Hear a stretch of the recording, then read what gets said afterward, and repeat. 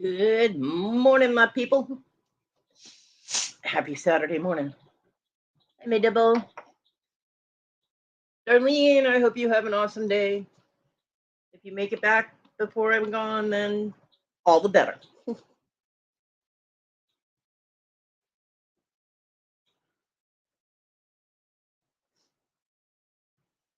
What's up, Dibble? Mrs. Claus.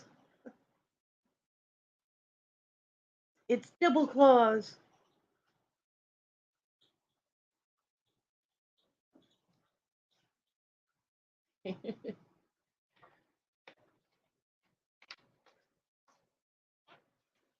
Hope you are having a good morning, Dibble.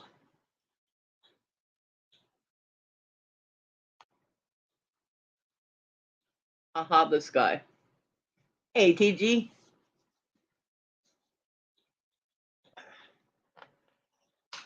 Good afternoon.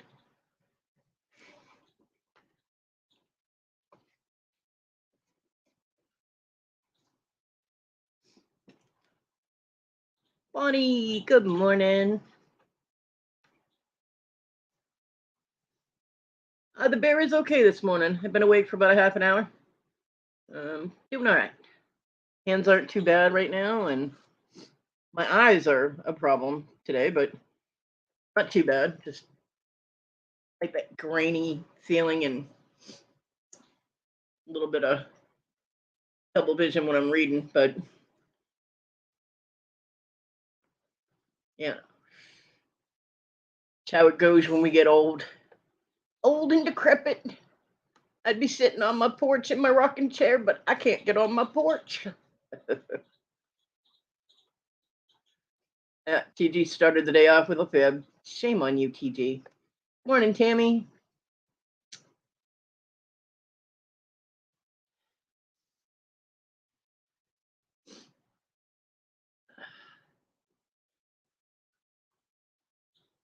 Yeah, no.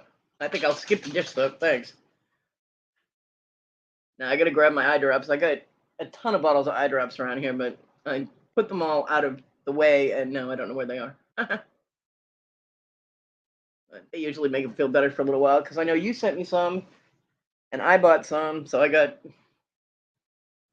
eye drops. Could open my own eye drop store at this point.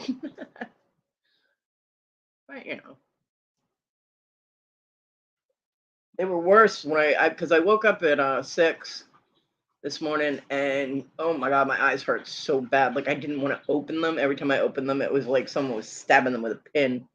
I'm like, no. And I went back to sleep, and when I woke up, they were better. So it's just that my eyes get tired from looking at the laptop screen. Ooh, chocolate caramel cake. Yummy. That sounds so good. I can't wait to get the goodies from Rita, the booty chick.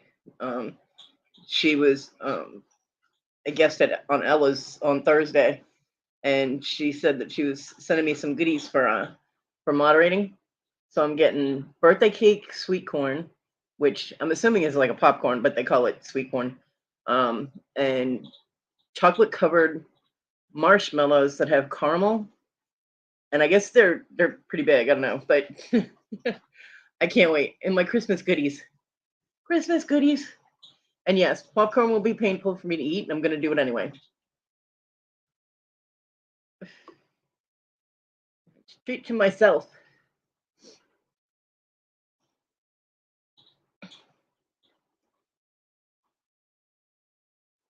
But I've been hearing for months now that the popcorns and the sweets that Rita has are really really good. So when she offered to send me a couple of things as a thank you for moderating, I was like, hell yeah, goodies, gimme, gimme. So,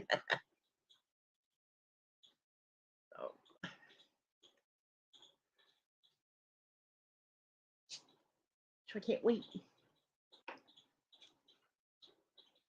Mm.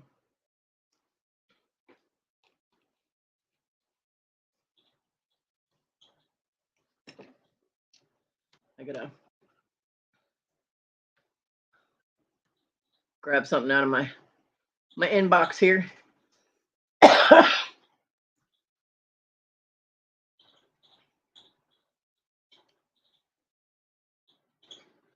Do, do, do, do, do, do.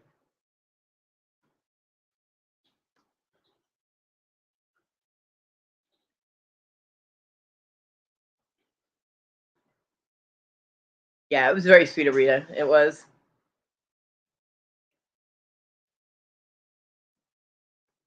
She's not used to having a moderator because she doesn't have one when she does auctions on her channel. But she did pretty good. She did. She gave me the prices and what it was, and if it was for choice and all that. She did really good. A lot of people, when they're not used to having a moderator, they'll forget to give me the price, and I can't put it in the chat if I don't know how much they're selling it for. Nobody can buy it, you know. So she actually did really good for not using a moderator normally. I was impressed. I was like, good job.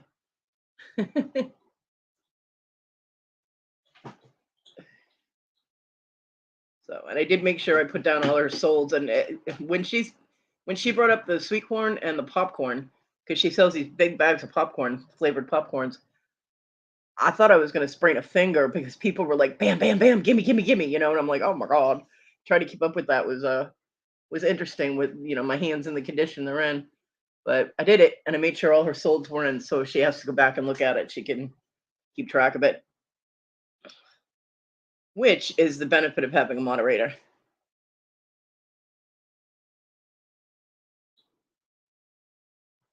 Aw, tell her we said happy birthday, TG. Absolutely. Happy birthday, Mom. Oh, and I hit a new goal because I now have 355 subscribers. Yay, I made 355. So, is it Bonnie? Yeah. It has to be because people were like, "Give me that," and they were asking for flavors she didn't currently have, and I'm like, "Wow, these are popular." Now, normally I would not do the popcorn route because of my teeth, but come on, birthday cake popcorn. And I asked her, I said, "Does it really taste like birthday cake?" And she was like, "It does. It tastes like vanilla cake with like the white icing on it." And I'm like, "Oh hell yeah, I'll take that one."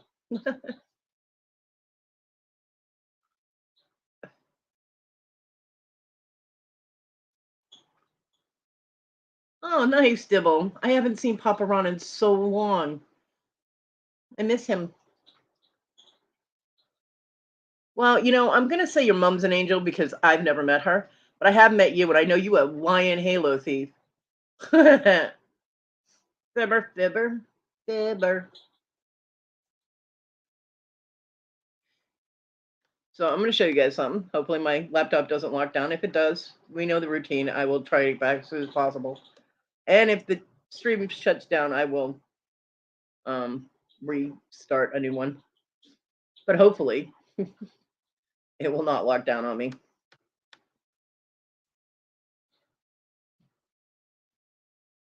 I hate it when that happens. I lost internet at some point last night when I was sleeping. When I woke up and went to activate, because if I don't have anything running, my laptop goes into sleep mode, right? I went to activate it and I got a gray screen, and I'm like, that's not right. And it wouldn't go away. It wouldn't. It's like because I have an HP, so anybody that has an HP, when the HP logo is on there and it's loading, it's gray.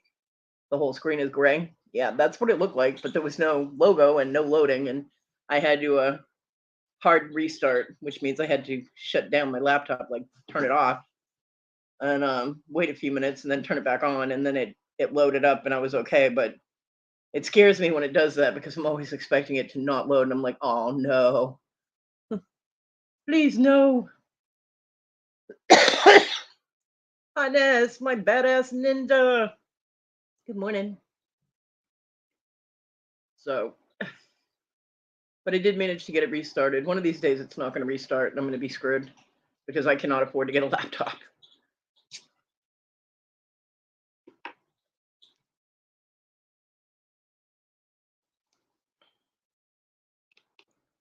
So, I'm going to show you a picture of the culprit. Mm-hmm.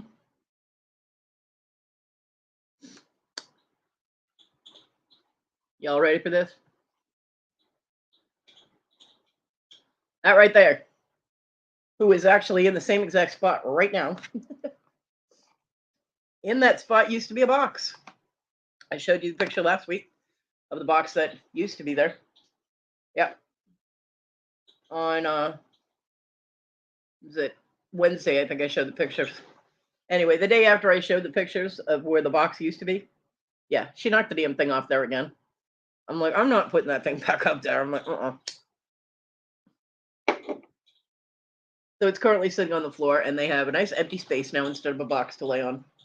I watched her literally get behind the thing and push it, like with her feet, like she was laying on the box and pushing against the back of the bookcase, so the box would fall off. And I'm like, you know what? Fuck you.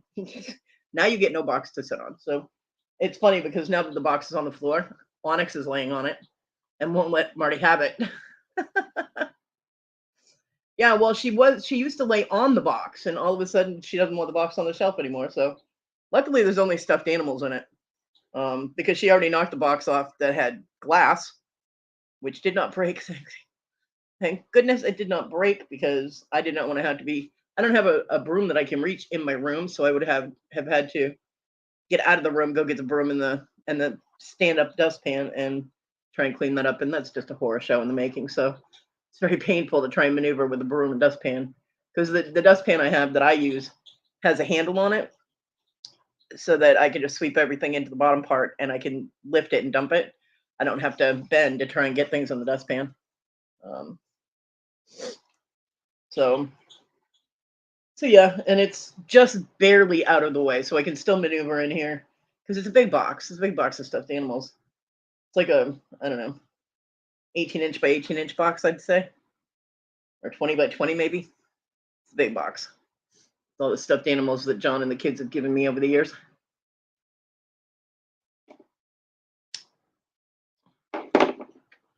So it's currently on the floor. Onyx is laying on it.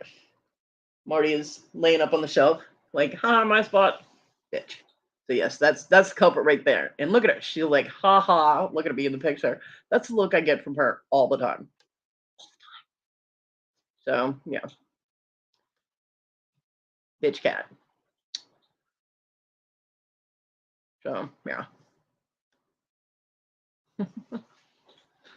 yeah, that's my bitch.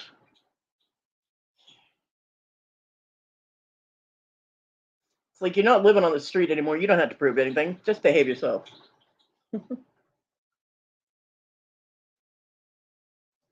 So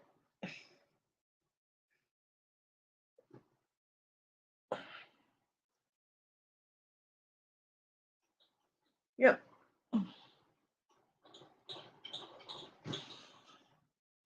Uh, yeah, I know. I woke up at 9:30. I'm yawning. I'm always tired.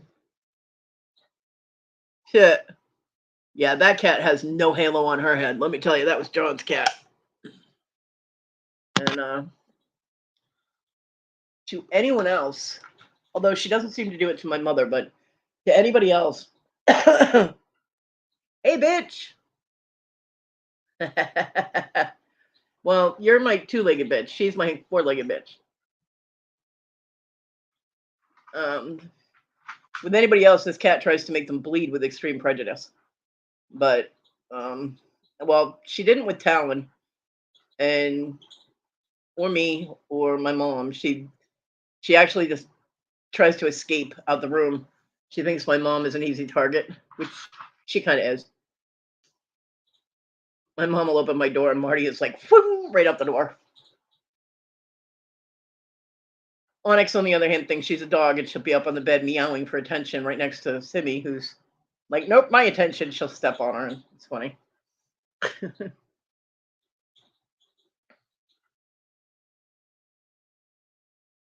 But John used to roughhouse with Marty. He's one of those people that likes to have the cat wrap around his arm and just, and I used to tell him, I'm like, don't have her do that. You know what I mean? Someone's gonna go to pat her and they're gonna have a cat attached to them. It's not gonna be good. But from day one, I mean, she was only 4 months old. She was trying to kill Issa. Yeah. Issa would walk in my room and the cat would run at her and like try and swiping at her. Like I said, she bit her in the ass twice. So funny. Whenever I start feeling really down, I think about that moment where I watched the cat calculate and kind of do a test lift with her back legs, and then made the final one and bit her right on my ass. That was so funny. No, it makes me laugh every single time. It's the little things that keep you going, you know? And yes, good morning, my groovy giggle girl, if you're watching, or if you watch it later. Miss you. Yeah, I do too. I pray everything's all right with Kathy and her mom.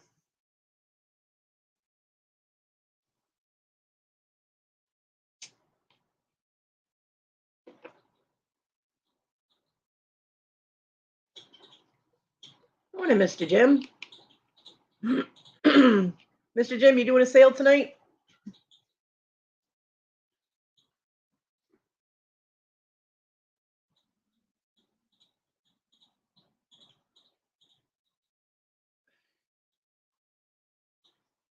Yay!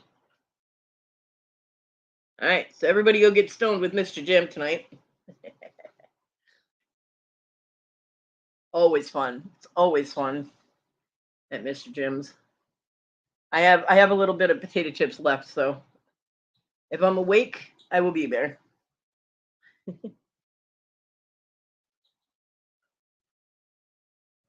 And I say that because I never know when it's going to hit me to the point where I got to lay down. Too late. I'm already stoned. Dibble.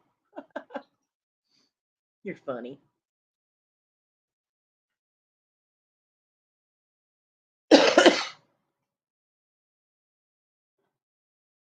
Are you having guests tonight, Mr. Jim, or are you going solo?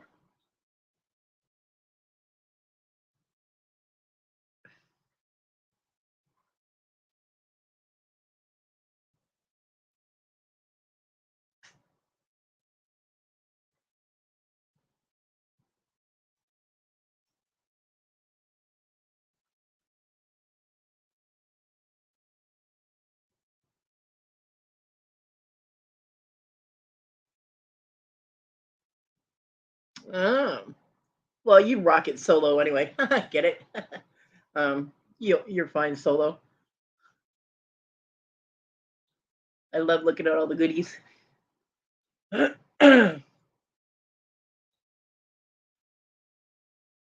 Unfortunately, I still don't have the money for my witch ring if you get them in, but I definitely want one of those. What'd you say they were $36? So I definitely absolutely want one. Those are amazing, and I like the clear ones because they look like little crystal balls. 36, 38, something like that. I forget what you said they were. I know it was more than I had at the time, so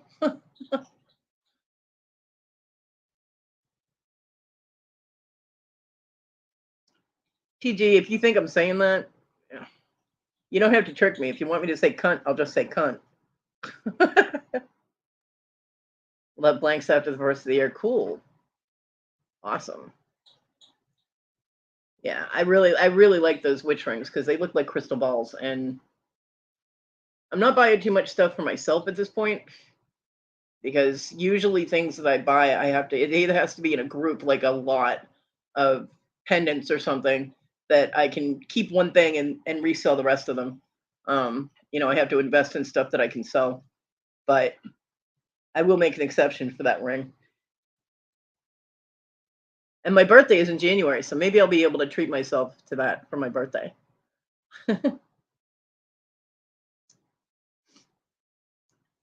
I actually treated myself. I gave myself a Christmas present yesterday, which I may carry over for my birthday as well.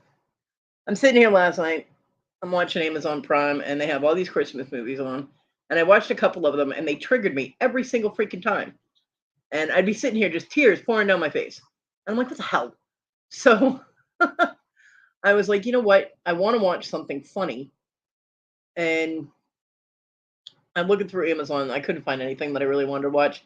And the Santa Claus movies with Tim Allen kept popping in my head. I love those movies. I know a lot of people think they're stupid, and I don't care. I love them. Tim Allen is hysterical, and so I treated myself to Disney Plus last night. Yep, spent $11.50, got Disney Plus, I did. I had somebody put $10 in my PayPal the other day when I was moderating. So I was like, you know what? Present for me. So I did. And last night I watched Tim Allen has the Santa Clauses. It's a series that he's doing for Disney, and his actual real life daughter plays his daughter in the movie. I know, right? I treated myself, and so I watched that, and then I watched the Obi-Wan Kenobi series because y'all know I love Star Wars. Bless you, Simi. Don't sneeze on me. Yep, Christmas present for Kodi Goo. And I started watching the Santa Claus this morning while I was waiting to go live. So, yep. And then my son messaged me last night at some point. I don't know, I was asleep. And said, hey, they have a Dragon Age thing on Netflix, Dragon Age series or movie on Netflix, but it's animated. Dragon Age is a game that I absolutely love, that game.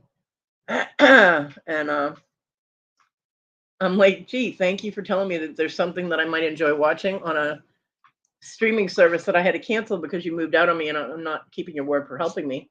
So I don't really have extras for things. So I told him, I said, I had to cancel Netflix and my Kindle Unlimited. When you moved out, I couldn't afford it. But I also told him I treated myself to Disney Plus. So,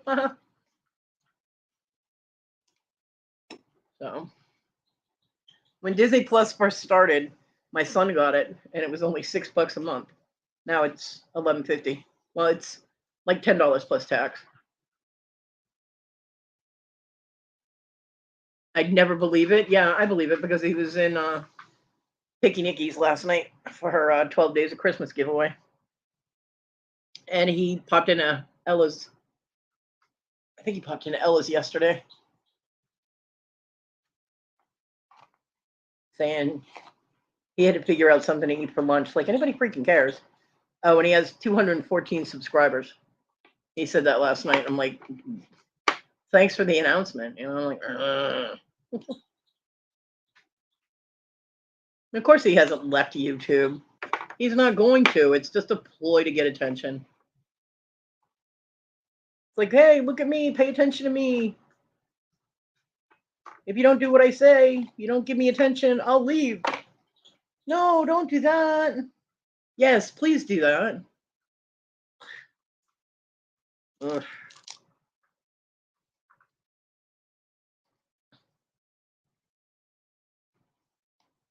He never keeps his word. I hate people that don't keep their word. Well, I don't hate people. I hate it when people don't keep their word. And he never does.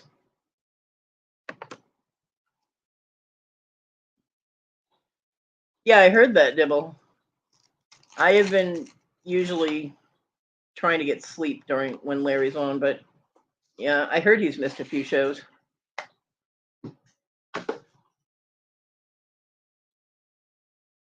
Bonnie.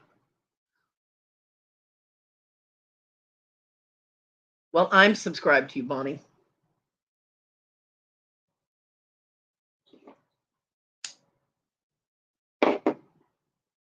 Yeah, but Bonnie, the only way he got them was by manipulating people. I mean, the one time he came into Victoria's and he was like, I'll leave YouTube if I don't get da-da-da-da many subscribers. And everybody was like, oh, I'll go subscribe. And I'm like, hell no. Bye. And he didn't leave. So,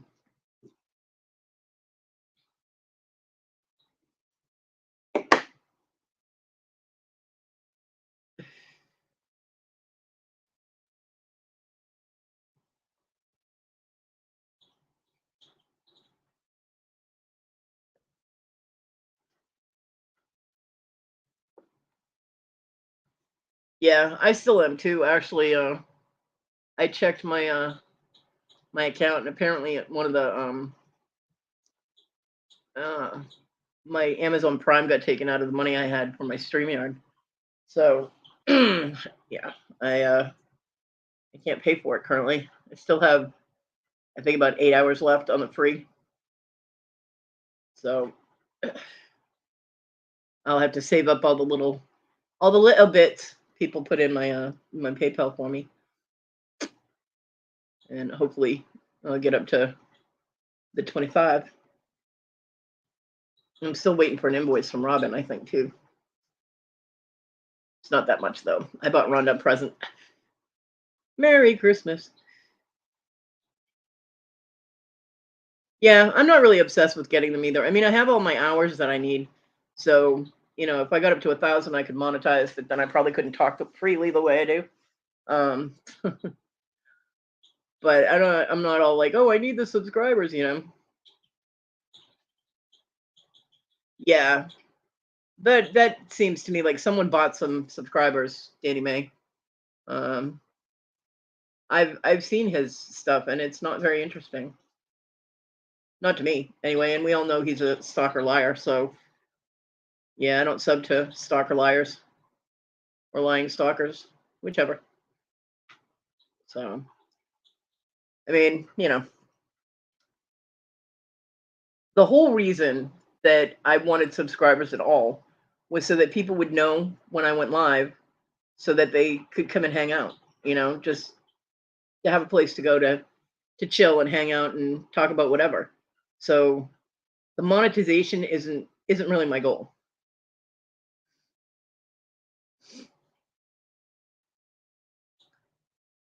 So that was the originally why Tina and I had started the lives, was because with the fuck nut, the funky fuck nut in Scotland, being such a dick and us not having any place to chat with the people we normally did, we started doing lives so that we would be able to have those people come and talk to us, and we'd still be able to hang out with them.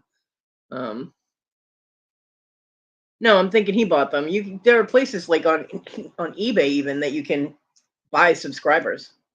I mean, eventually you're gonna lose a lot of them, but because when YouTube goes through and scrubs, they're bots and things like that or whatever. But yeah,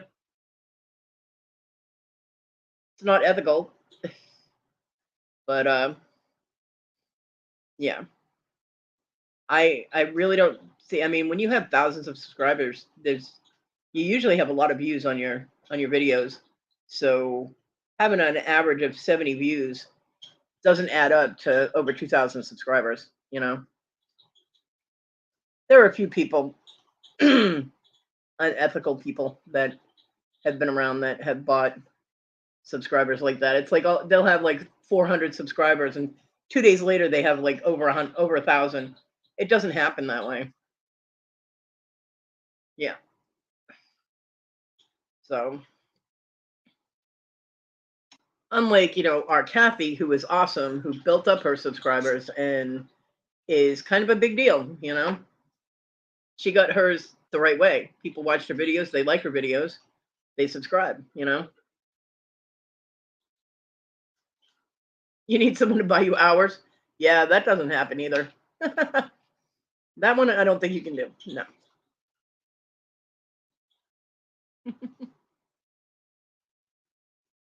Yeah, you're a big deal too because you're a Fibbit Halo thief.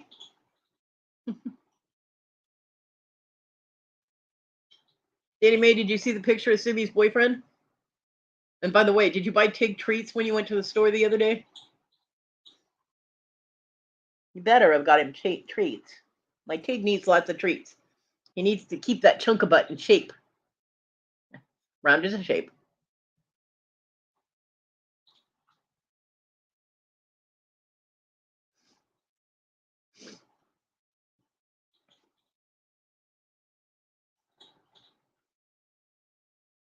TG, honestly, when you're not in the chat, people miss you. They're like, "Where's TG?" Yeah. So you are very well loved, Scarlet, even though you're a fibbing Halo thief.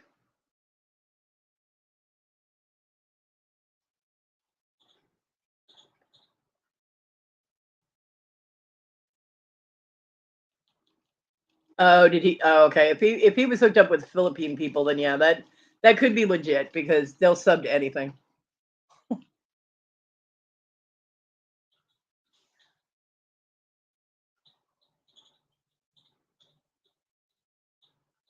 Yeah, definitely is. Absolutely.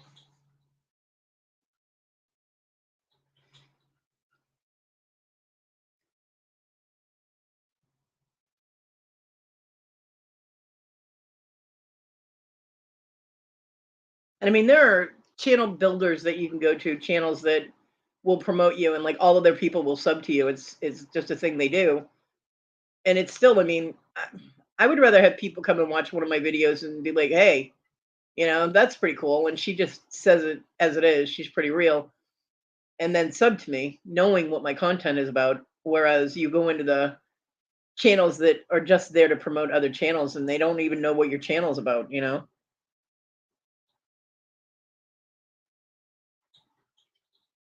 Ooh, yummy, good. I'm glad you are treating them well. She is good. Simi is very good. She's a good girl. She got in trouble the other day, um, which I can't really blame her for the first time. The second time I can, though. The first time I had to put her outside and it was raining, and she had to go to the bathroom real bad. So she did go out in the rain and she went to the bathroom, and then she ate, and then I put her back out, and I was writing something down, or no, I put her back out. She went out and she went to the bathroom again, and then she came in, and I was making my food, and as I'm rolling through the living room, I see dog poop on my floor. Luckily, it was solid, so it was easy to pick up. But I was like, "What the hell? Why didn't you tell me you had to go out again?" She didn't want to go back out in the rain, so she got in trouble for that. Although it wasn't hard trouble, it wasn't like I was screaming at her or anything because I do know she hates going out in the rain. But the next day, it was not raining. She went out. She came in. She ate. I put her back out. When I put her back out, I was writing something down when she finished eating. There was like 3 seconds I had to finish just a word. I turn around and I'm hearing thud, thud, and I'm like, "What the hell?" And I turn around, she's pooping in the living room again. I'm like, "Oh hell no! Get your ass outside!" Yeah. So, um, I told my mom when she came over that Wednesday. I was like, "Your little friend there got in trouble," and I told her why. My mom comes in my room and she goes, all I hear is, "Hi, Simmy, did you get in trouble? Did you make a boo boo?" And I'm like, "Oh, yeah, that's the way to talk to her when she's in trouble." I'm like, "Really?" I'm like, "How come I didn't get talked like the two like that when I was in trouble?" Yeah, no. But yeah, she was all, "You poor little thing." And I'm like, "Poor little thing? What the hell?" Yeah, grandma, what are you going to do? All right, well, I am going to show you Simmy's boyfriend because I put Simmy out a few days back, and this is what I see. Caesar's tie-out has apparently been extended because he lives next door, and he is on a tie-out. You can see the tie-out right there. He is as tight as that tie-out can go. He's leaning into it. Look at his collar. He wants to play with Simmy so bad. And you see Simmy, she's not even barking at him. She's like, "Hi, honey." Yeah. So that's Simmy's boyfriend, Caesar.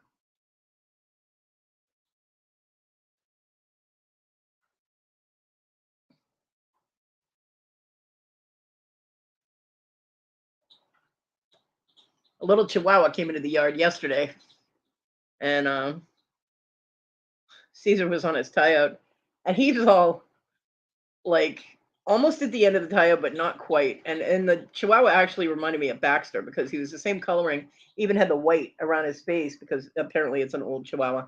And the Chihuahua's wagging its tail, and Caesar's just frozen still, and he's got his chest all puffed out. And here's this Chihuahua that's like a quarter of his size, and Caesar kind of made like a charge at him, and the Chihuahua just kind of took a step back, kept wagging his tail, and then turned around and left.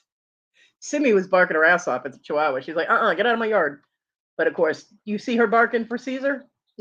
No, not a peep, not a peep. So they were bouncing around back and forth on either side of that chain link there. It was funny. But that's Simi's boyfriend.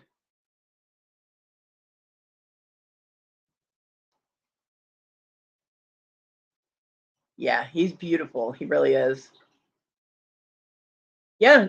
Well, I mean, Simi doesn't either. You know what I mean? So that's why she was in trouble because I was right there and I mean, just finished eating. I was finishing writing a word and it wasn't even a big word. And I'm hearing her go to the bathroom and I'm hearing that shit hit the floor literally. And I'm like, what are you doing? And she ran right to the door. She knew she wasn't supposed to do that. So she hasn't done it since. I'm just like, uh-uh, ridiculous.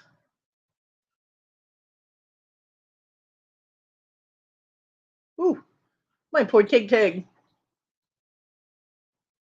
And yeah, Jabby has stuff going on today. Lots of stuff.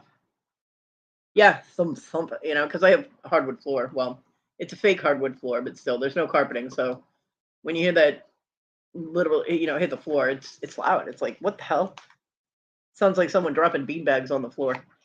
So I'm like, what? And I turn around and she's like 3 feet away from me, crapping in my living room. I'm like, no, no, no, no, no, no, no.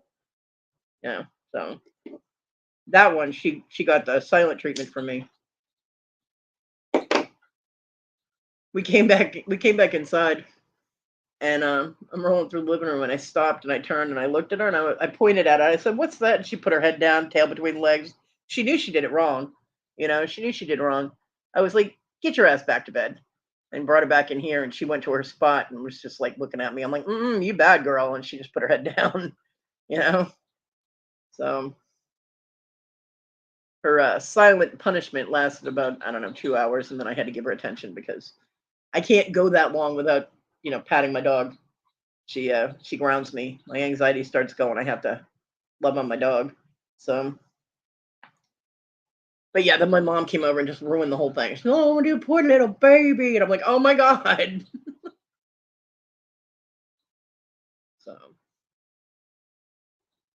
um, not really, except for speaking of which, I gotta take that. Thank you, Dibley, reminded me. Usually, I take it at 7:30 because I time it with the start of Victoria's shows. But this morning, I slipped in and well, we say slipped in, but I really don't get that much sleep, so I slept. And the only thing it's done is it makes me hungry because I'm only used to eating twice a day. So now I have to eat, or I'm used to eating once a day, and now I have to eat twice a day. So now my body has conditioned itself to eating twice a day. So like I take them in the morning, and like an hour and a half later, I'm hungry.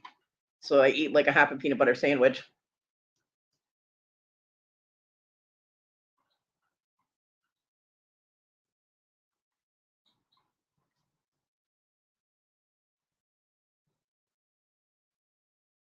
But for people who eat normally, like 3 meals a day and some snacks or whatever, it works as suppressant, so they don't eat as much.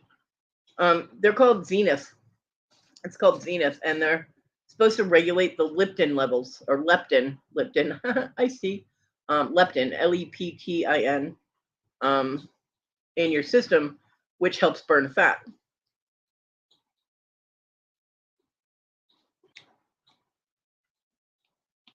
And now I can't weigh myself because I'll fall over, but I have been doing the measurements, and I have been losing size. I did measurements again Friday, and I've lost another maybe inch on my waist and probably about a half an inch on my chest. So that's a good thing. I mean, depressingly enough, my tape measure, the first time I measured, which was 2 weeks ago, 3 weeks ago, um, I was so depressed after I did the measurement. Now, mind you, I have to do measurements while I'm sitting. So it's like Jabba the Hutt. Everything just, whereas opposed to if you measure while you're standing up. No, actually it's not. And it's not good for your health. Um, when you measure yourself standing up, everything is kind of stretched out a little bit. I have to measure while I'm looking like Jabba the Hutt. So when the first time I did the measurements, the tape measure didn't even touch itself around my belly. I went into a 2-day depression after that. I was like, holy crap, I'm fat. I'm huge. What the fuck? You know?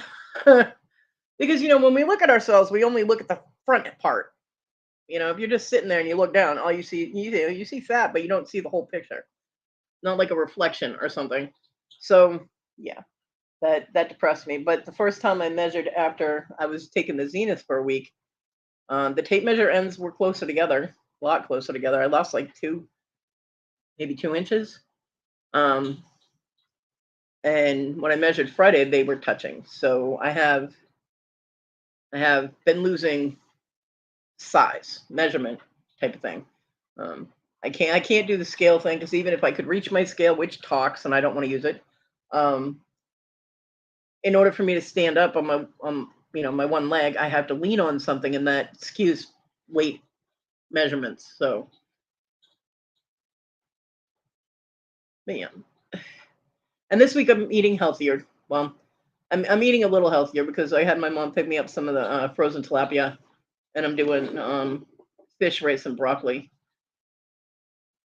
I was too lazy to make the broccoli last night though. But I have more fish out, so I'm gonna have fish again today, and I'm gonna heat up some broccoli and have that with it. Tilapia is not the best fish to eat, but it's the cheapest, healthiest fish that I can afford. And yeah, I do fry it, so it's even less healthy, but that's the only way I can eat it. Yeah, it talks to you. It says your weight out loud. It was so funny. My son, the hospital gave it to me for free when I was in there for my heart stuff. They gave me a talking scale, and it's clear glass, and then it has the little scale thing on it, the measurement thing. And so I used it when I got home, and it's like your weight is blah blah blah blah, and I'm like, thanks for announcing it to the planet. So my son comes in and goes, what's that? I've never had pollock.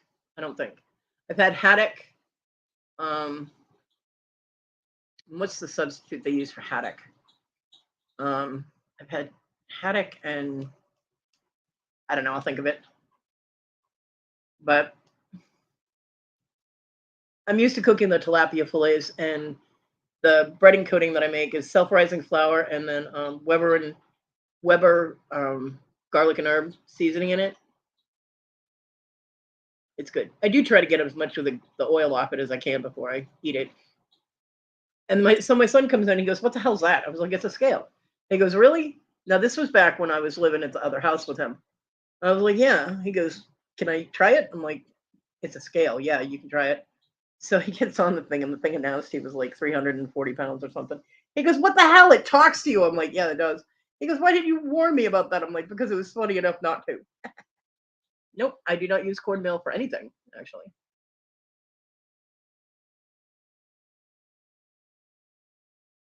Yeah, I have one bag of microwavable, the steamed broccoli, and then my mom just grabbed a regular bag the last time, so I got to put that in a container to microwave it. Cod, that was the other one. Thank you, Bonnie. I like haddock and I like cod and I like the tilapia. I don't like salmon. Well, I haven't had salmon in a really long time, but I I didn't like it when I tried it. No, I never use cornmeal on my fish. I use self-rising flour and the herb and garlic seasoning. Really, really good.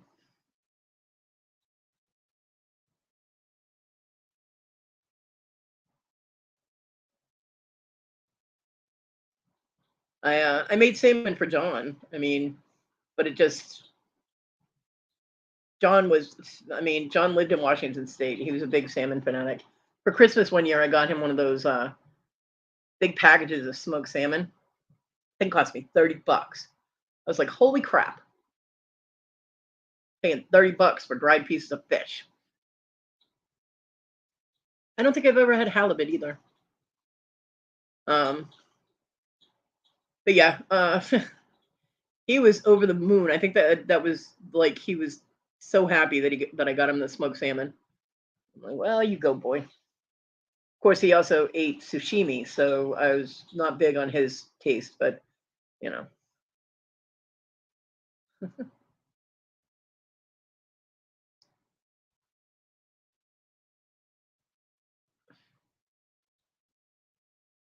yeah. Whenever we went to Chinese food places, he always had to go get. Well, They called it sushi, but it was actually sashimi, most of it. I don't know. I mean, I definitely favor whitefish. Um, but see the packages of like at Walmart, the packages of cod or halibut or haddock, they have like 3 fillets in them for the same price that I get 8 um tilapia fillets. You know what I mean? So price wise, it's I mean it would I might do it for a treat at some point, but not. I can't have my mom buying that with only 3 or 4 pieces of fish in it. That's crazy. I have to think economically. I forgot to have her pick me up oil though, so I can only actually make fish. I can make it tonight and maybe one more time. So I'm gonna have her pick me up some oil and stuff. But at one point, when I was on food stamps years ago, I was only getting $70 a month for food stamps, and I was basically living on tilapia, rice, and peas. Which the rice and the peas are really starchy, so it probably wasn't the healthiest thing, but that was I would get like a thing of hamburger patties, the Walmart frozen hamburger patties, and then I'd get the big bag of tilapia fillets, and then just get rice and peas, and that's pretty much what I lived on for like the entire month because I couldn't afford much else, you know. Let me check something here.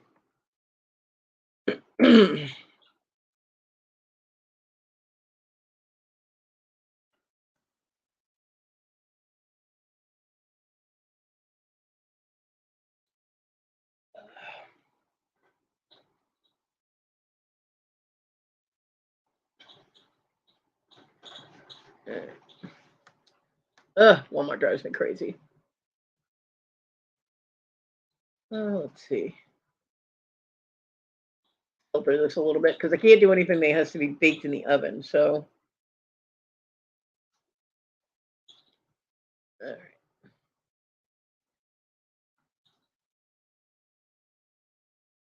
let's see. 2 pound bag of skinless, ready to cook cod, wild caught Pacific cod, to be specific, is 1887. Um, for a 2 pound bag of my tilapia, it's like $12, $11 and something, I think. I cannot see the chat right now, so I'll get back to you guys in a sec. Let's see. Flounder, 32-ounce bag of flounder, which I has also never had, is $14. Catfish, 2 pound bag is 15. Salmon, 2 pound bag is 13. That's fish sticks. Can't eat those.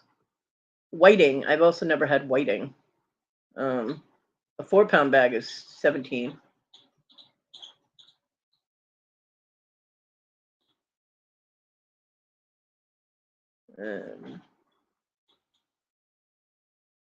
They don't even have my fish on here. Apparently, they're sold out of my tilapia. Huh. Hold on. Usually, they still have it listed. Oh, there we go. Walmart search engines are weird. All right. 1 pound bag of tilapia, which gives you about 5 fillets, although they're really big, is $6. For the 2 pound bag, which is what I got this time, the fillets are like half the size, so I don't think I'm going to do that again. But for a 2 pound bag is $10. It's $9.94, and then for a 4 pound bag is $19.32. So economically speaking, the tilapia is more affordable for me, and that's Great Value brand. That's Walmart brand. So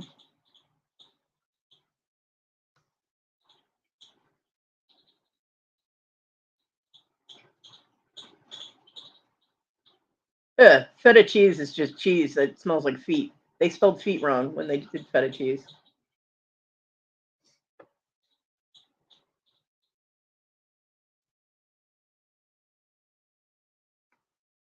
Yeah, I don't count calories. I hate calories. My mom used to make me do that when I was a kid. I absolutely hate counting calories. I will not do it. I'm like, mm-mm. I'll count carbs. I'll check and see if something has a lot of carbs in it or sodium, um, because I have blood pressure issues, so I have to keep an eye on the sodium. But yeah, I don't do the calorie thing. Yeah, so I mean, you got to remember, I'm not buying my own groceries again because I don't have enough money to do that. Um, so I can't be like, hey mom, da da da.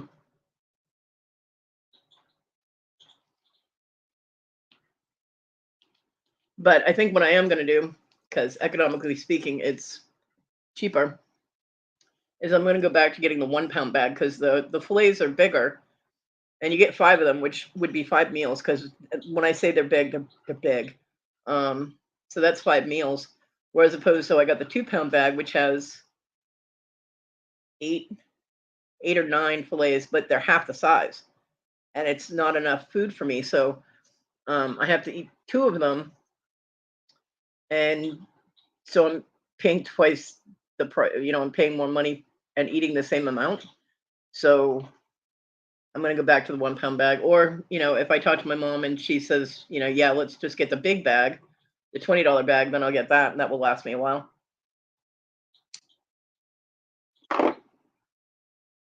So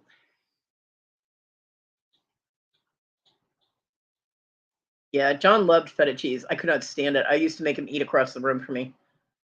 I cannot stand the smell of feta cheese. I like mild cheeses. I don't like cheeses that have a strong taste or odor.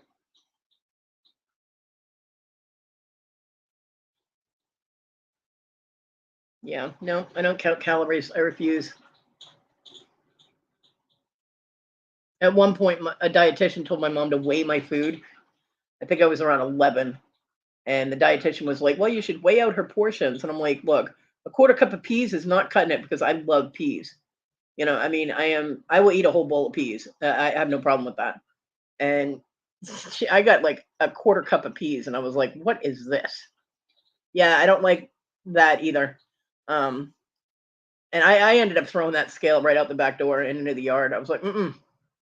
Because after a week of my mom weighing my food and me being really hungry, I was like, no, we're done with this. And I threw it out the door. Yeah, it was horrible. Because I mean, my mom gave normal food portions anyway. So now my food portions, which were for normal people, was like cut by a quarter, and I'm like, I'm hungry. I'm like, what the hell? You're starving your child. Yeah. So yeah, when I was a kid, my mom took me to all kinds of dietitians and nutritionists and all that shit. And I do know how to eat really healthy. I just can't do it. One, healthy foods are too expensive. And two, there are so many foods that I physically cannot eat because of my mouth. So it makes going on a health kick really difficult. So I try and do it as healthy as I can with what I got.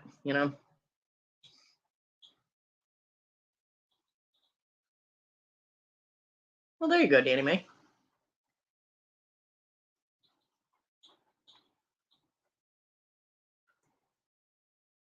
I did cut back on my caffeine intake with my soda. Um, I drink a little bit more water, and I switched to getting more of the orange soda, which Walmart has orange crush again. So I'm so happy because for a while they didn't, and I had to drink orange Fanta, and I don't like it as well. But now I get crush, and there's no caffeine in it. The Zenith pills um, work better with less caffeine in your system. So I was like, okay, well, I want them to work as optimal as I can get, and so I was getting like equal amounts. I'd get like 3 bottles of Pepsi and 3 bottles of orange. Now I get 4 bottles of orange and 2 Pepsi. because Pepsi is the elixir of life, and I can't give it up completely. That would just be it's like against the law or something. So yeah, but I did cut back on the caffeine a little bit, and I do drink a little bit more water than soda than I was before because I hate water. It's boring and there's no bubbles in it, and I can't drink the carbonated water they have because I've tried that. Like the Walmart brand has those clear water, and it's like carbonated water. Ew, raspberry Pepsi. I love raspberries, but I don't like raspberry flavored things. They just taste too much like chemicals. Um, because my mouth will start to hurt if I don't have the carbonation. It's really weird, and I don't really know how that works, but the carbonation keeps my mouth from hurting as much. So, yeah. So I get 2-liter bottles of soda, and I have a 24-ounce bottle that I refill. And I probably drank like 3 24-ounce bottles in a 24-hour period, which is equal to 1 2-liter. So in 24 hours, I drink like 1 2-liter, maybe a day and a half or something. Because my hours, I mean, I would drink less soda and I'd smoke less if I actually slept normally. But those periods of time when most people are sleeping, I'm like awake. So I've never had either one. I actually haven't seen them. I know we have cherry Pepsi here and I hate it. Tastes like cherry cough syrup. It's disgusting. My mom accidentally got me cherry Pepsi and I was like, no. I gave them back to her. I was like, take them home for the kids. I was like, I literally, ugh. But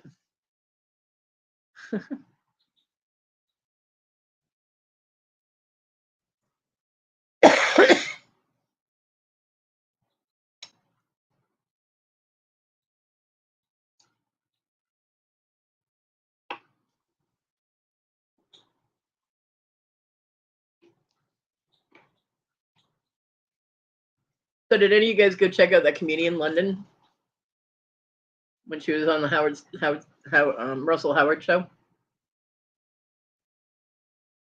I was talking about her the other day. She's so funny. And I do have to agree with her. American chocolate compared to British chocolate sucks. If you compare the two, they suck. British chocolate is so much better. They have a higher fat content, that's why.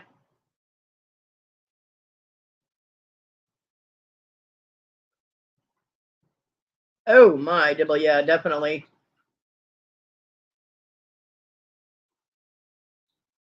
I actually had Amazon contact me, and I thought it was a scam, and it wasn't. But I had bought from them, and I bought something from them, and it was supposed to get delivered, and the driver put down that it was undeliverable, and they would try the next day.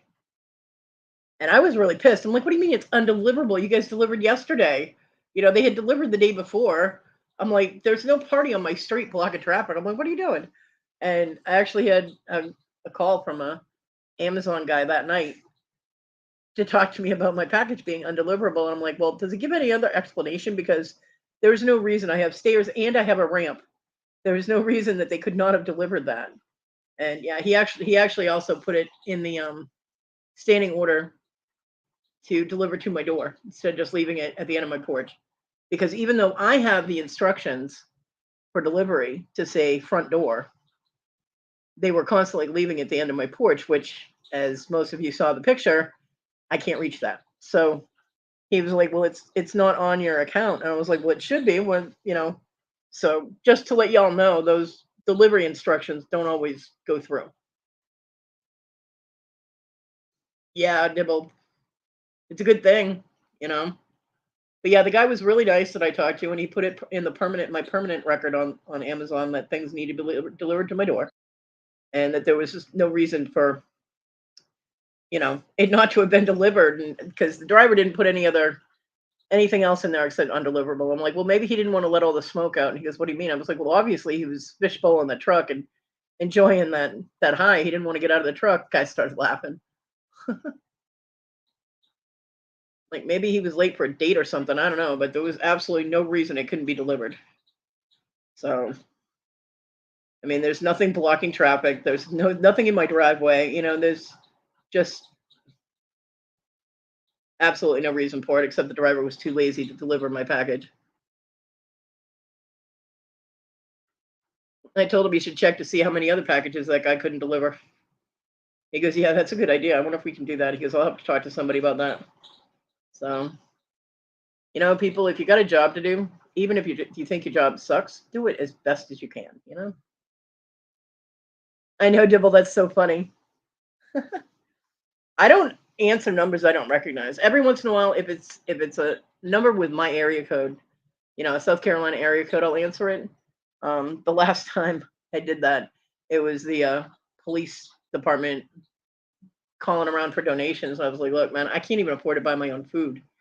He goes, "Well, $5 or $10." I was like, "At these days, $5 or $10 is a gallon of milk and a loaf of bread, dude. I seriously, you know." And that call came when I didn't get my benefits that month. You know what I mean? So I was definitely not able to make any kind of donations. I was like, "I'm sorry," you know. I'm like, "Good luck with your drive," but I cannot help you. Sorry.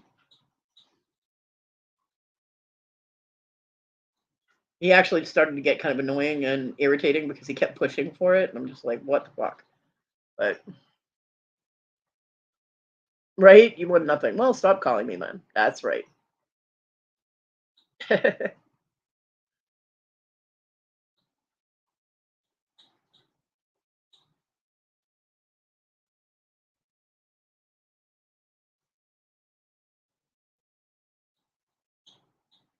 Bye, bitch. Give my Tig snuggles for me. Tell Jake I said hi and give Kyle love for me too.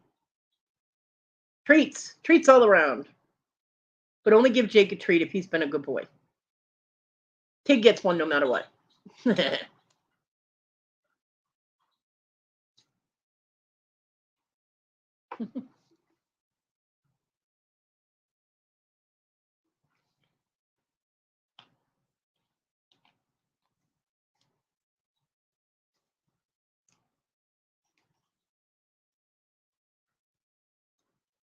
Show.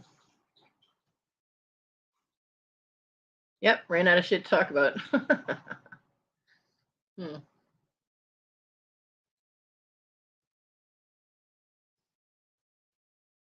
I have a lot of packages I need to open. It's just usually by the time they get in the house, I'm so tired, that I just don't feel like hacking through all the tape. I do have a lot of packages I have to open because people have sent me presents, and I don't have any place to put stuff. So I know that if they stay in their packages, that they're safe. They won't get damaged or lost or any of that. But I don't have them in here. They're not in here at all.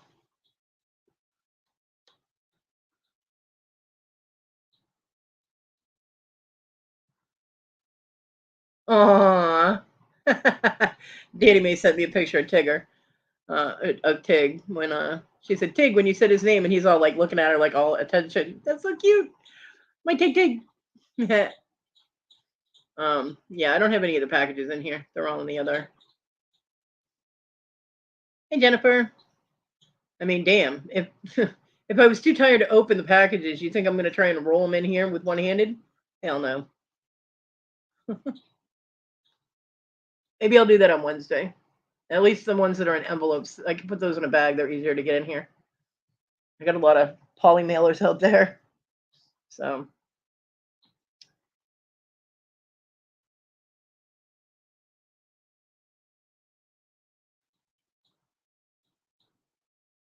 yeah. Don't forget the warranty on your car when you don't have one. I love those.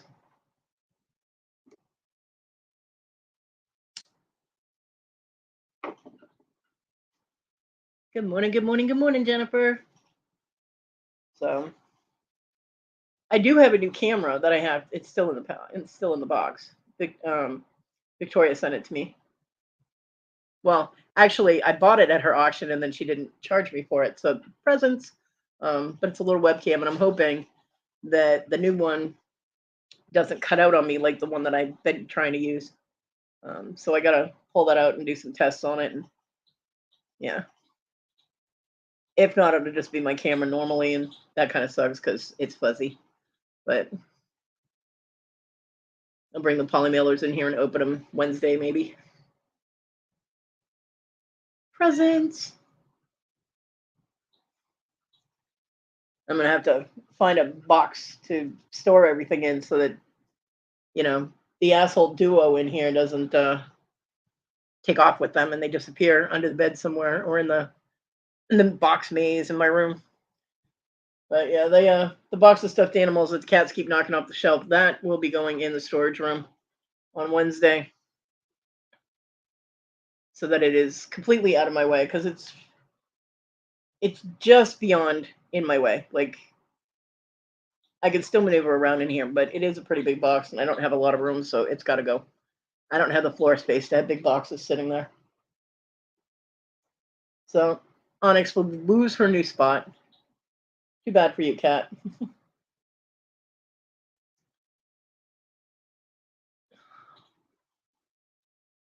I got a box of empty jars that have to go in the trash because at one point, sorry, at one point I was going to make candles. So anytime I had a candle that burned low, I kept the jar. I figured when it came time, I could melt all the wax out of them, chip it out, whatever, and reuse the candle jars. I mean, that's what they're made for, right? And that and spaghetti sauce jars because basically they were the same thing, little mason jar type thing. So I have glass throughout all of these boxes in here. I have different jars and things that I saved. And that's one of the things that hit the floor when the cats knocked the boxes off the shelf. Like I said, luckily it did not break. But I'm never going to be able to make the candles because the process of trying to do that in a wheelchair, yeah, no. I started saving these jars like 15 years ago. And okay, if I haven't made candles up to now, it's not going to happen. Uh, so out they go. And I'll probably have like a quarter of the stuff in here gone from throwing that out as we go through the boxes when we're moving them and everything. I wish I could make candles because with the auctions I do, I need to light a lot of them, but yeah. Because my goal was not to make them to sell. My goal was to make them for me because I love scented candles, and this way I could do my own colors and my own scents. So I could have a purple candle that smelled like roses, or a purple candle that smelled like oranges, or something. You know what I mean?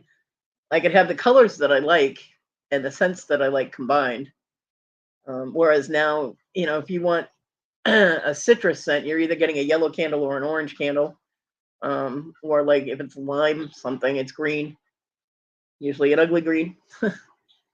Things like that. They usually mimic the colors of what the scent is, and yeah. So I wanted to do my own colors with my own scents. It's just not going to happen, sadly enough. It's one of the things I just got to bite the bullet and be like, nope, it's got to go. I could never afford all the equipment to do it because I always concentrated on getting more beading stuff. So I haven't been able to make any jewelry. I haven't been able to use my torch. So I'm seriously considering whether or not I should get rid of a lot of my stuff. I mean, it sits there and it taunts me, and I really want to make stuff, but between the nerve pain in my hands and my eyes acting up, this has been an ongoing thing. My eyes have been foobarred for over a year now. They get watery and goopy, and you know, so I don't know. And that's a hard call though. I have invested. I mean, I wouldn't get rid of my beading stuff, but it's a hard call. I've invested so much money in metal stamping equipment and my metalsmithing stuff that I don't want to. I really don't want to give up on that, because I enjoy it, and if nothing else, I can make myself stuff. You know what I mean? But I probably got from the past 6 years or so. I've probably invested at least $2,000 in metal stamps, and that's not even that, doesn't even cover the metal that you stamp it on, which a lot of it is sterling, or the soldering stuff and all of that. So I don't want to give that up yet. I can't do that one yet, but the time is coming where I'm going to have to make a hard call, you know. So I mean, there are three factors that are interfering with me working fluently or fluidly. I can't list anything on eBay, Dibble. Um, and that's my eyes, my hands, and the fact that I can't sit in the wheelchair that long because it interferes with, it compromises the muscle in my right leg, and then I get to the point where I can't get out of the chair. So that's an issue. But yeah, but I'm holding off on that one because I still have hope that I'll be able to do some stuff with that. I'm not giving up my beads though. I've invested over 20 years in collecting beads and beading tools and things, so not giving up on the on making jewelry at all. It just, yeah, I don't know. So it'll be a lot easier for me to do my beading when my room is cleared out and the bed is turned so that I have the room to have my beads on one side so I can just grab them and do my beading. I'll probably try and get another one of these tables that I use with my laptop, and that way I can have the laptop and stuff on one table, and I can have my beading stuff on the other, and I can still work. And my beads will be right there that I can reach them, which means I'll have to bring a lot of the stuff that I put in the studio back out here. But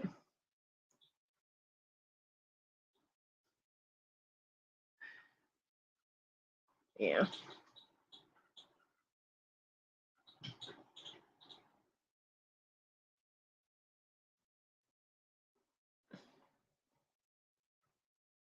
I need to get a new bead mat. The those like velour kind of bead mats. I forget what the material is, but it's like that stuff that blankets used to be made of. Um, Velux. Yeah, the Velux blankets. Remember those when you were a kid? They still make them. They're rare, but they do still make them. But they make bead mats out of that, and all the bead mats that I have are really old and they're falling apart, so it's not really working too well. So I need some more of those because they come in different colors. So like the off-white ones are difficult to use if you have white beads or cream color beads. You can't see them on that. So that's annoying. I like the dark blue one and the gray ones. I like using those because you can see all the different colors on them. Even like black beads you can see on those. So, you know, or I use the gray ones for the if I'm using black. But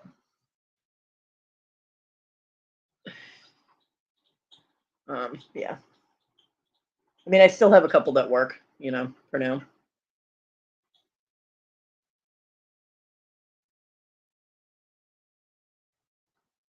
Got to get my butt in gear and try and get some bracelets and earrings and stuff made, maybe. I'm thinking about doing a sale before the 17th.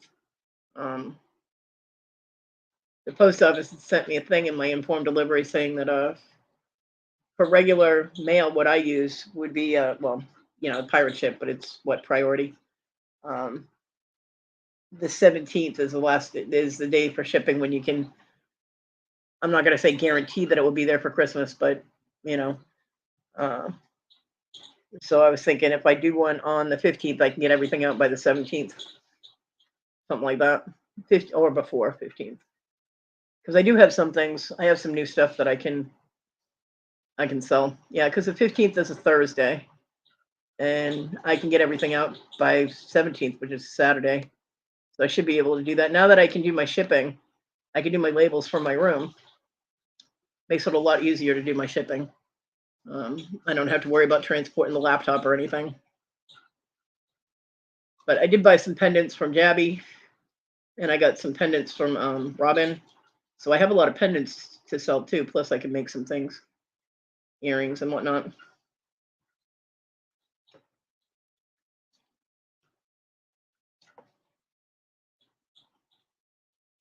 While I'm sitting here streaming on Disney Plus, enjoying my Christmas present to myself.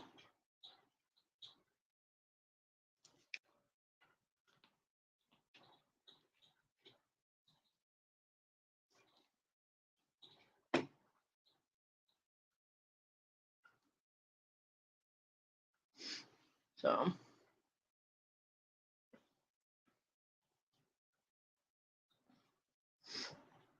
oh, well, happy birthday to Rainer. Happy birthday. 6 is a good age. Helen was fun when he was 6. So chaotic, but he was a lot of fun. I miss him.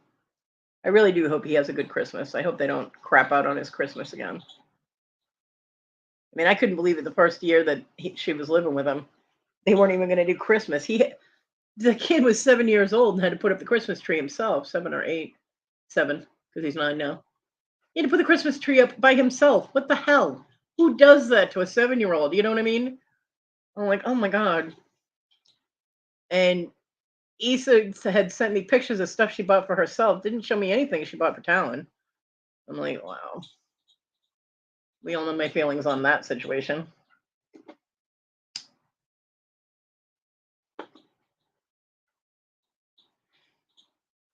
But I cannot buy presents for anyone this year. I did buy something that was it was a good price. I got it from Rhonda because she really liked it. That Robin was selling. So I did get that, and I had her send it to Rhonda. But in general, I just don't have the funds to be able to buy people things. And so the kids, the grandkids, well, my son, the grandkids, you know, I just can't do it. So, and I hate that because I love giving presents. I really do.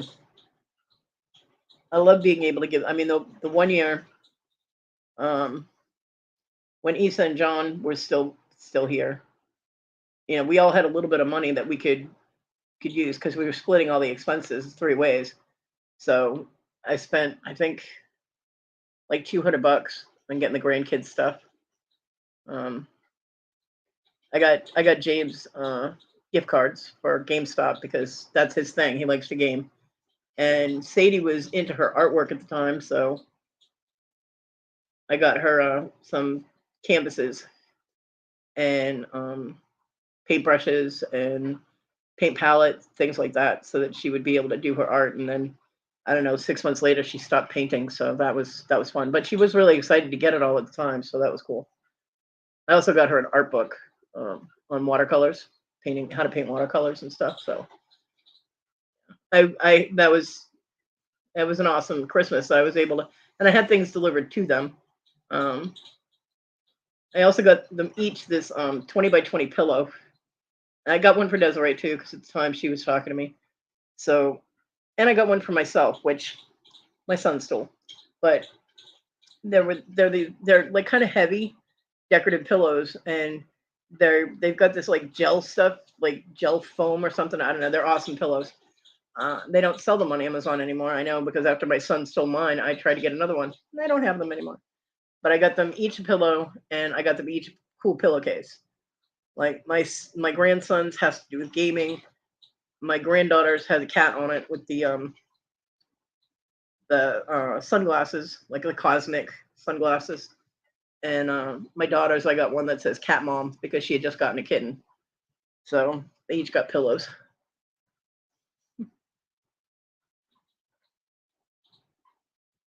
Pillows and pillowcases for them.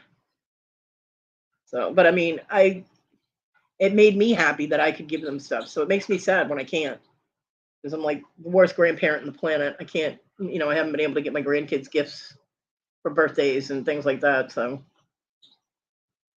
sucks. When Sadie got her own room, because she had been sleeping in her mom's room, so 3 or 4 years ago when she got her own room, I got her a set of purple sheets for her bed to celebrate her new room, so she could decorate it any way she wanted to.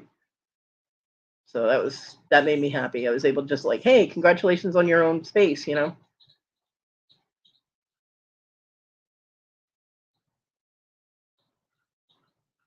But it's one of the things that depresses me at the holidays, aside from being alone.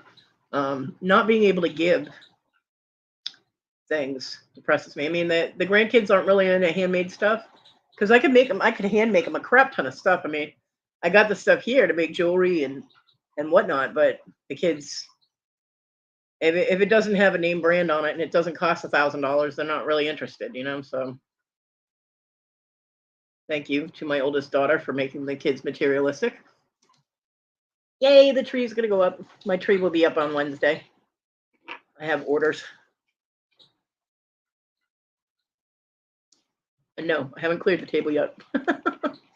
I look at it, and the end of the table was like kind of the catch-all for empty and little empty boxes and just a bunch of stuff. So I gotta clear that off. There's no trash there. It's just I don't want to throw the boxes away because they're small and I can use those. You know, they're actually like four of them are like perfect sizes for those gnomes that my mom makes. That's the other thing that I'd be able to sell too is the gnomes. Um, so yeah. Ugh, my stomach just growled. I told you about an hour and a half or so after I take the pill, I want to eat because my body is used to my brain to stomach has conditioned itself that because you're supposed to eat like an hour and a half after you take the Zenith pill. So my body is now conditioned. It's like, okay, it's been an hour or so. Let's eat. So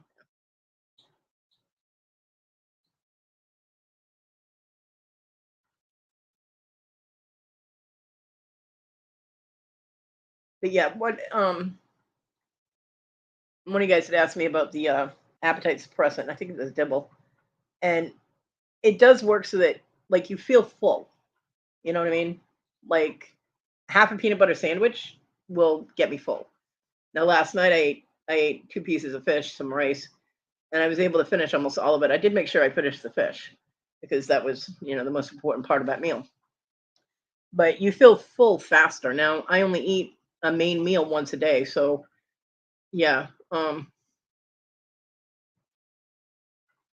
haven't really changed my portions. I've decreased them a little bit for my main meal if I'm cooking. I can't really decrease it if I'm eating a pot pie. I mean, it's a pot pie. It's a 15-ounce pot pie, which normally, for most people would be like lunch, and then they'd have dinner. Well, that's like all I would eat for the day. So, like rationally decreasing that would be dumb. But like normally with the big fish fillets, the larger ones, I would eat two of them. I'd cook two of the tilapia fillets and have rice and maybe a vegetable, and that used to be my meal. And they're big. I mean, the tilapias are those big tilapia fillets are pretty good size. So now I make one and make sure I put a little bit more vegetables in. So I've changed the portions and size type of thing of the meals when I cook. And like if I cook hamburgers, I'd have two cheeseburgers, and now I would only make one type of thing. But it's difficult for me to ration out food like that because I do only eat once a day. I can't be in and out of my room because of my leg. So I'm doing the best I can to follow the whole Zenith thing. But for people that eat normally, it works so that they feel fuller with less food. So if they made a normal portion from before the Zenith, if they made normal meal, they would probably have a little bit that they didn't eat. Like, they wouldn't be able to eat the whole plate. So it does work in that way for appetite suppressants for people um that eat normally, which is ironic that it makes me hungry, right? But my body is used to only eating once a day, so now that I'm eating two, it's like my system has conditioned itself to eating twice, you know. So yeah. but they are working, and that was the whole point. You know what I mean? They are actually working for me, and I'm absolutely amazed. I mean, I'm able to move around. I mean, I have a little less bulk, so I am able to move around a little bit easier. Like when I'm turning over in bed. Oh my god, rolling over in bed should not be a chore. You should not have to do it in stages, and it should not make you winded. And so it is getting a little easier to move around when I'm sleeping, which the cat doesn't like, but that's too bad. Um, Lately, Onyx has been sleeping on me. I'm really glad that my comforter is thick enough that I can't feel it when she digs in. But yeah, so I mean, it is working. So woohoo!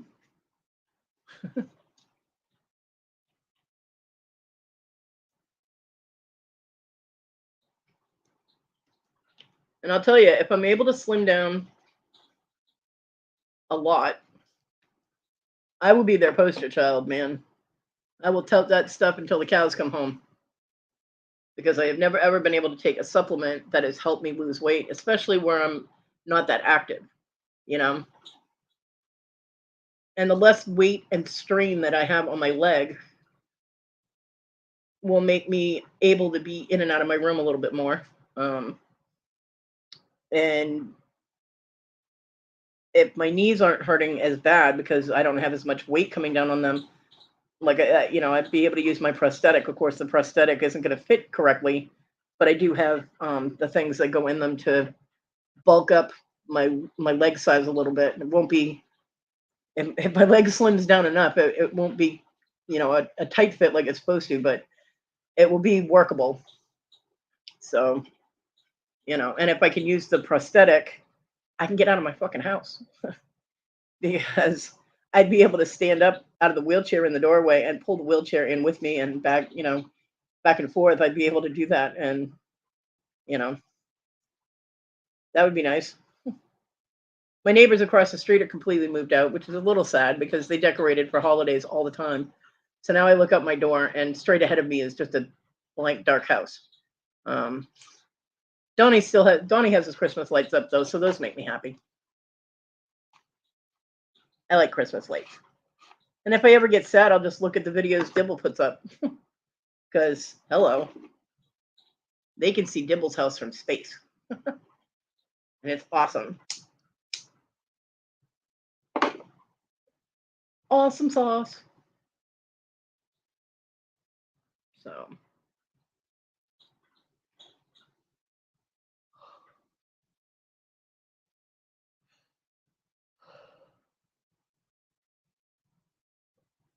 Yeah. I loved when I was a kid in our neighborhood. I lived on a dead end street. Well, it's not that our house is big, although Dibble's house is beautiful. But it's the lights, TJ. If you haven't seen them, come on. Those things are lit up. If anybody needed to pinpoint Myrtle Beach, South Carolina from space, they'd be like, "Oh, look, there it is." Yeah, they can see that shit from the moon. Um, no, Santa's definitely not going to miss your house. He might get blinded and end up in the river, but he he's definitely not going to miss seeing it. Santa going to have to approach your house with sunglasses on.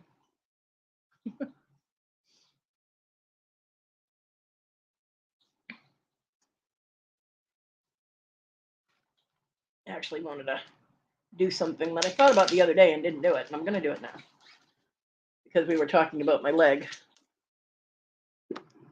Again, it's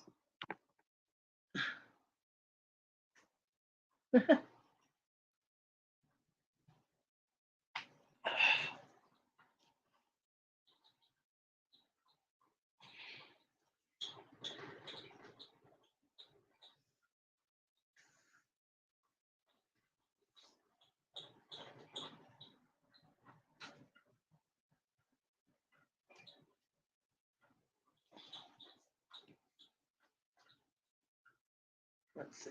Gotta make sure I know where I'm measuring it from. I could actually use my tattoo as a spot. All right. because we were talking about my leg shrinking. I want to write down what my leg measurement is while it's Java resting on the bed.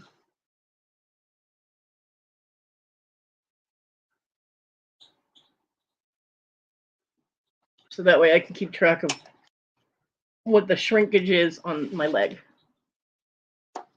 Because once it's small enough, I can start wrapping it again. Right now, if I wrap it, the the fat content in my leg causes me to get a crease, which bunches up the ace wrap and it causes bruising and it's very painful. So that's why I don't wrap it at this point because I'm not using a prosthetic. But once I'm able to do that, I want to keep an eye on it so I can start trying to do that when I'm able to.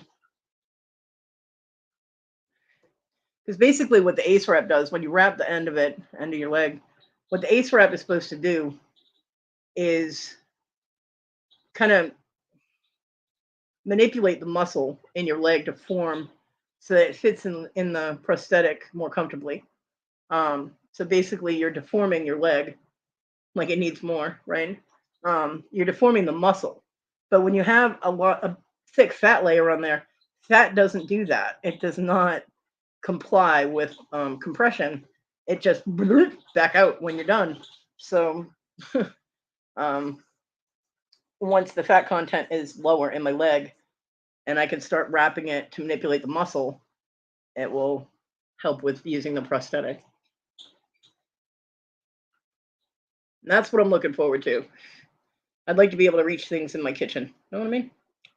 And get my laundry in and out of the washer and in the dryer and all of that. That would be nice because that would be less that my mom would have to do for me.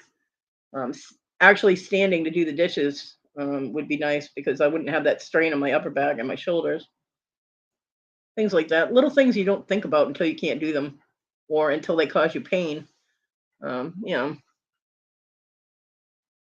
yeah, we have a goal.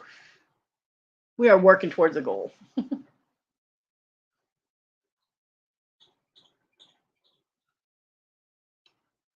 Nice, Dibble. See, when I was a kid, we lived on a dead end street, and everybody decorated their houses. It looked like a little winter wonderland. It looked like Santa land, like a street in Santa's village or something. That just everybody had the lights on the outside of their houses and on the shrubbery in front of the houses. They didn't really do too much with trees outside, but they did like everybody had like bushes in front of their house, and they would string lights on those and along the roof and stuff like that. So, and some of them would put up the little decorations in the yard and stuff like Santa in his sleigh or reindeer or whatever. And it was really fun as a kid to see all the lights and stuff like that. Um, and then came the year my dad said we can't afford to put the lights; it costs too much, so no more lights. And a lot of the neighbors had the same idea, so Christmas got a lot darker after that. The last year John was alive, he strung lights on the porch and put a little tree out there with lights on it for Talon. He hung candy canes, these big candy canes, off the porch. He went all out for Talon because Talon was at an age where he would recognize things like that. So he wanted him to have something to make him smile when he came home from daycare and school and whatnot. So he decorated it. He decorated the porch really nice for him. Oh, nice, Bonnie. So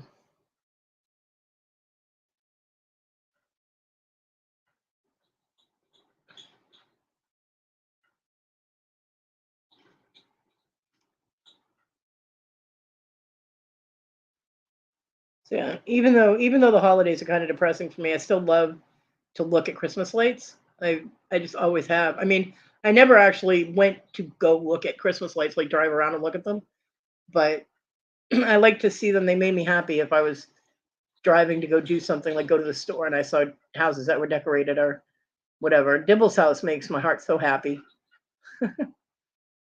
um, when I was a kid, we used to go. I had to go to camp for 8 weeks every summer. Um, and then there would be 2 weeks at the end of the summer that my parents would take their vacation time, and we'd go camping for a week, and then we would go to all these different theme park type of things. And one of the places we always went to was Santa's Village up in New Hampshire. And that place was magical. It was so much fun. And I mean, they had all the typical things that you'd see like on TV shows where they have a Santa Land or Santa Village. And it's a very happy childhood memory. My dad was always grumpy and was, an asshole there, but he was easy to ignore when you're, looking at reindeer and shit like that. So I always had a good time. He always complained about everything. My mom was usually very quiet, but I had a blast. Part C is connected to part B so far. Well, that's a start. It's kind of why I like my little Charlie Brown tree. You just put it up. There's no connecting. The bigger tree we had came in like 5 pieces, 4 or 5 pieces. The one that the toxic twins and my son ruined.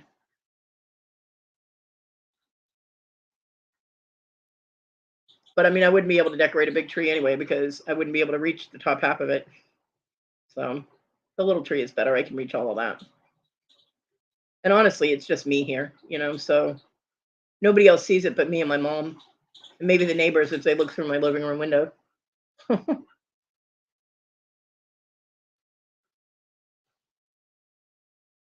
And I actually do turn it on. And when I go out there last year, every time I went out in the main part of the house, the first thing I did while rolling through my studio was turn the Christmas tree on. And then when I was done with what I was doing out there, I would turn it back off. But I did light it every time I was out there.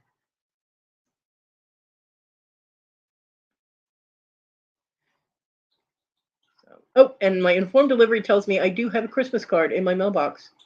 It's the one from Victoria. I'm like, yay, I have a Christmas card. I can't get to it, but I have a Christmas card. I'm so happy. My mom will bring it in on Wednesday. I haven't seen Donnie. He's not really outside all that much.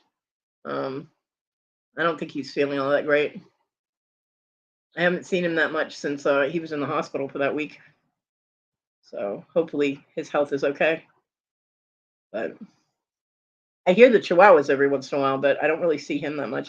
He tends to let them out the back now, the back door. So I don't know.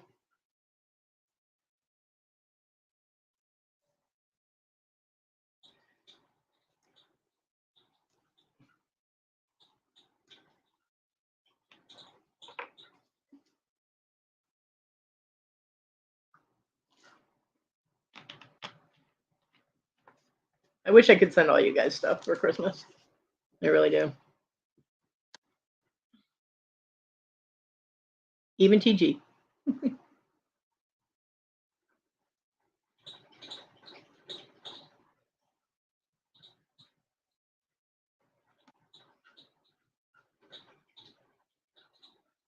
And when I say even TG, I mean because it costs more to send stuff to England. Not because, oh well, yeah, I'd even send TG. No, I meant because it's more expensive to ship overseas. But I would send all you guys something if I could. Especially TG, yeah, right. I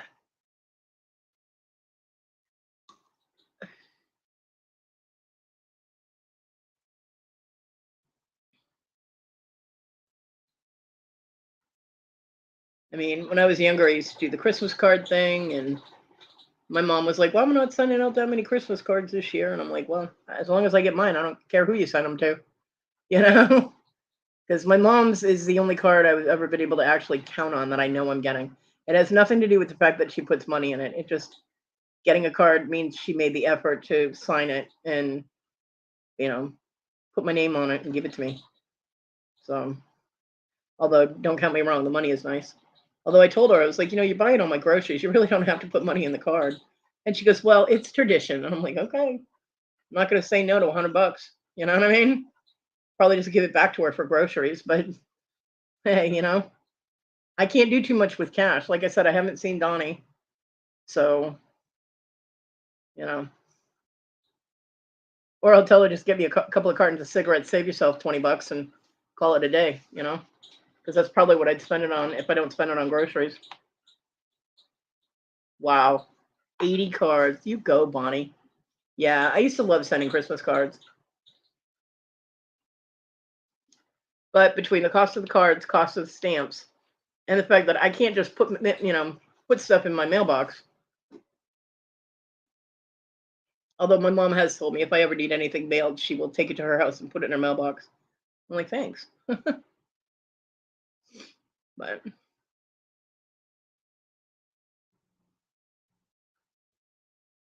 she actually talked to somebody from her church the other day. She doesn't go to church anymore, but she did have a few people that she got along with really well. And she ran into her at the store, and the woman was like, "Oh, I haven't been in touch," and da da da. Yeah, whose fault is that? But she was like, "I still have those dishcloths that you made." Um, she goes, "But they're wearing out. I need more." And my mom had made a whole bunch um, that she brought here. I think they're here. And she's like, "So I might just take a few of those and have you send them, do the shipping label thing." I'm like, "Okay." Of course, that's going to be interesting because, well, I can always come back in here and print the label and blah blah blah and send them out the next day. But usually she likes it so that she can put it in her mailbox so she knows when it goes out. So the last time she sent stuff to my aunt, I did the label and I packaged everything up, and my mom took the package and put it in her mailbox the next morning. I'm like, okay. So it's like I'd be able to weigh it. Mm, I might cut it kind of close. I'd be able to weigh it on Wednesday and do the label when after she left, but I don't know how that's gonna work. We'll have to figure that out because I can't get up and down out of the chair to do the label and then get back in the chair to go out there and package it up.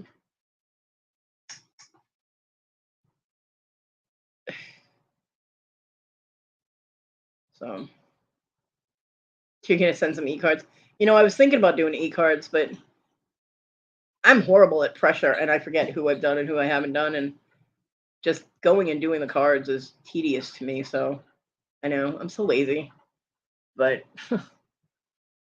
I haven't sent an e-card in God, like over 10 years.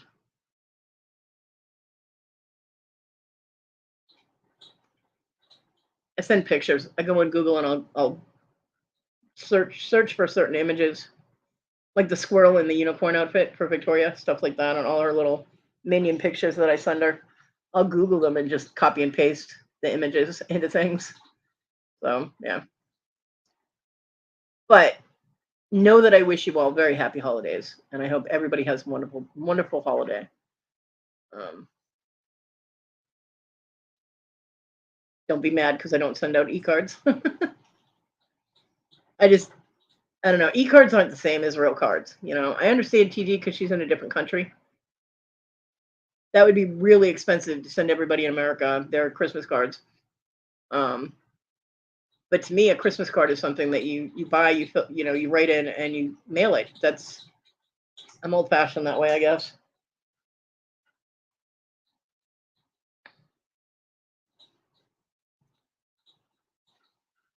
But I do sincerely hope everybody has a good holiday, and I will be going live um,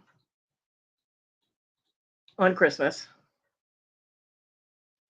for those that are either alone or those that want to escape family for a little while. It's like, oh my God, relatives are driving me crazy. Yeah, have some place to hang out. I don't know. I don't know who else is going live. A lot of people do, so it will be sporadic. If I don't see somebody on, I'll go live. Um, if I don't see anybody live on my subscription list, doesn't mean that nobody will be live, but because I don't subscribe to everybody, I don't. Because I'm just, if I'm not into your content, I'm not subscribing to you. Like people from the coin community come into Ella's all the time, and they're really nice people. They are. But Ella's like, go subscribe. And I'm like sitting here going, no, because I am not into coins at all. At all. I have absolutely no interest in coins. So that is why I do not hang out in the coin community. Yeah, no. The whole reason that I started hanging out with resellers was the first people I watched was What the Hales. and their storage units and stuff. And then I was watching Grimes and Jeebus and who's the other one? There was another one with the storage lockers, and I thought it was really cool that sometimes, they try to get stuff back to the people, personal items and stuff. They try to get those back to them, and sometimes they even give them back the whole unit. If it's a reason that they just were unemployed and couldn't pay it, or fell on hard times, or whatever, or if a family member died and that was their unit or whatever, they'll try and give things back. And I like that. Um, And then, following up with that, I watched their auctions where they're selling stuff. Now, I had a storage unit that got auctioned off up in Massachusetts, and I lost so much. I had to adjust my brain to say, well, if there had been a fire, I would have lost everything anyway. That's the only way I could deal with that, because I lost a brand new bedroom set. I lost a brand new couch and love seat. I lost over $3,000 worth of Beanie Babies. I lost a ton of collectibles, you know, um, and it was heartbreaking to me because that was my life. We moved to South Carolina in a van. Morning, Paul. With 2 kids, a dog, John, and 3 cats. So there was not much room in that van for it was a uh, it said minivan on it, but it wasn't. It was more like a regular van, not a conversion van, but there was not a lot of room in the back. I mean, we could take one bag of the kids' toys, clothes, and my computer and the TV, and that was about it.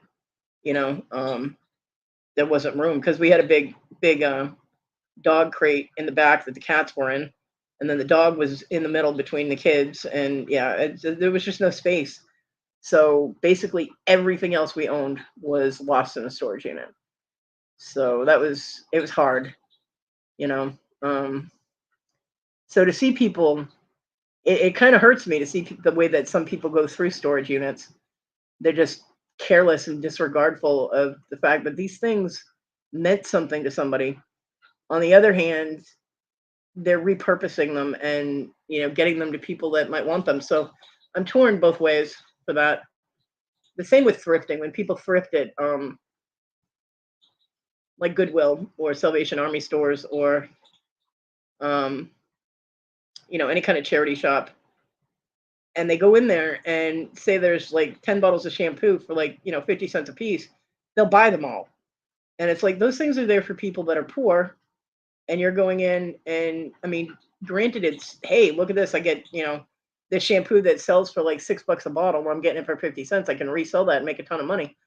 Kudos to you. And I understand the concept behind it, but there are people that can't afford to buy shampoo or soap or deodorant or clothes, and resellers will go in and buy up all of it because it's inexpensive and they can make a profit on it. Business wise, it's good sense, and I understand that. But being poor and having had to shop in those places, there are people that actually need that, So I'm kind of torn on that one too. It's a conflict, you know.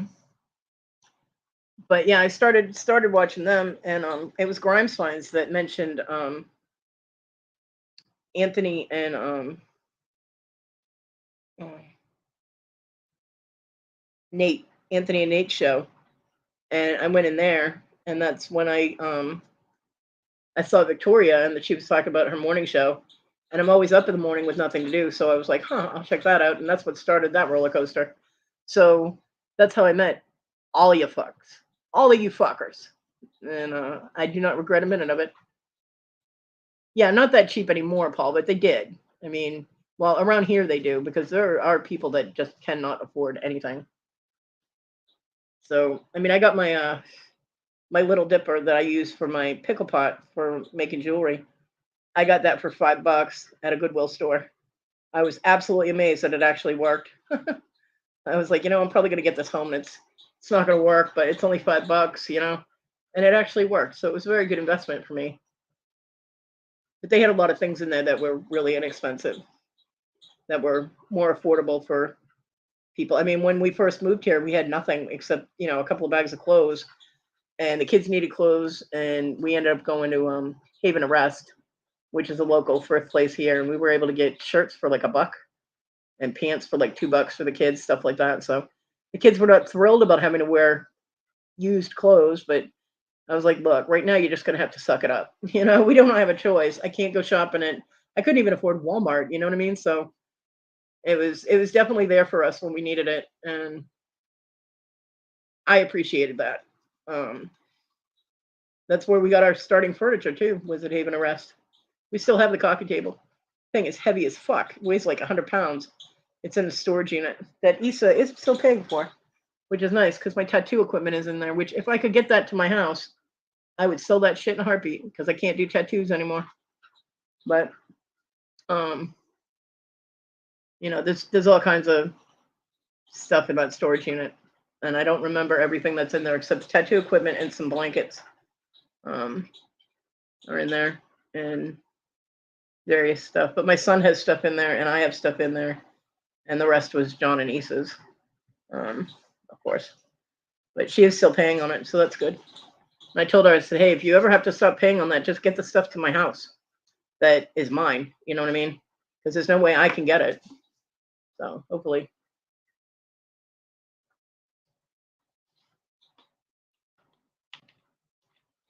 Hopefully I don't see it on one of the reseller shows, the storage locker people. I'll be like, hey, that's my tattoo equipment. Shit. Yeah.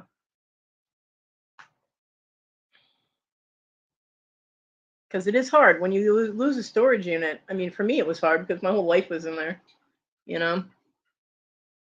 You too, Paul. Have a great day.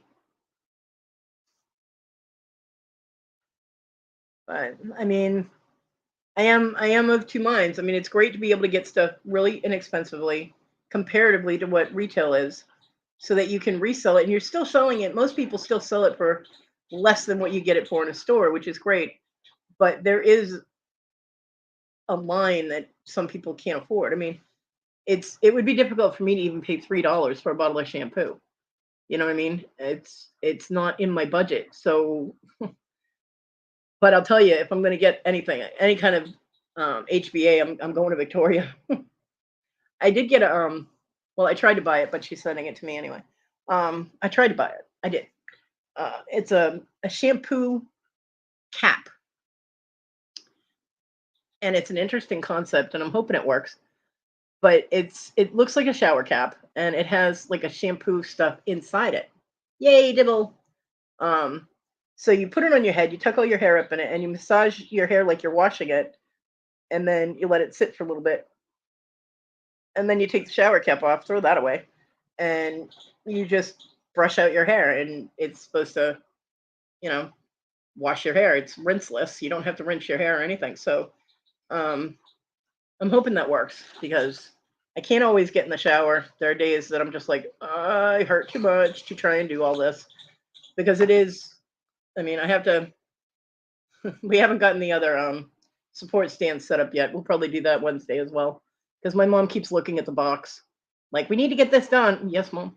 Um, so I have to take the support stand from my room, drag it through the storage room into the bathroom.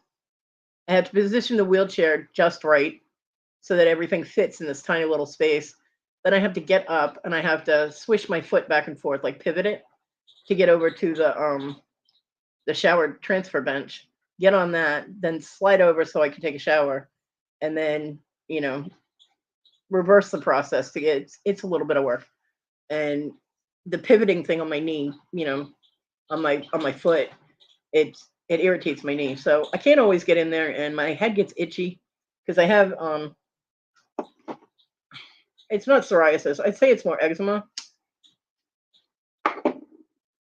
And usually I use Head and Shoulders and it helps, but the cap that I got is for dry and itchy scalp. So I'm hoping that it works. If it does, I'll be talking to Victoria about getting more because it would make it a lot more inconvenient. Hell, if I can wash my hair, water if you can. What? If I can get my hair washed without having to get up, that would be great. I'm all about convenience. You know what I mean? All about convenience. So anything that does not cause me pain, I'm down for. What do you mean water if you can?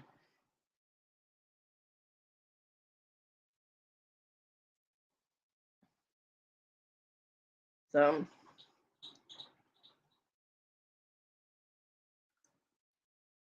yeah, I'll give it a try. She also had some arthritis medicine that I'm going to try. It's an arthritis PM medicine. It doesn't have. It's not in the melatonin one. Um, so I'm hoping that that helps calm my arthritis down at night or whenever I'm gonna sleep, so that I can have a little bit longer sleep. You know what I mean? Because my arthritis, the weather here has been really gloomy and overcast, and my arthritis in my hands has been acting up. It makes it difficult for me to fall asleep. So I'm gonna try that too. You're sucking an ice popsicle. So you're having an ice lolly in the winter. You go, girl. Can't really say anything. I eat ice cream in the winter.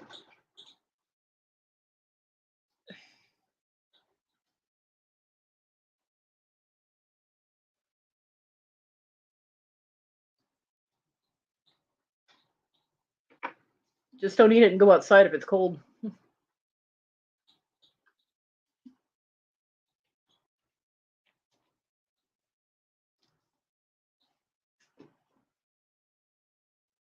I am seriously looking forward to the food my mom brings over for Christmas, because she always makes ham and then she'll make turkey. She'll do like a turkey breast. And so I get some of both of that and then the vegetables. And she even brings me dinner rolls and pieces of pie.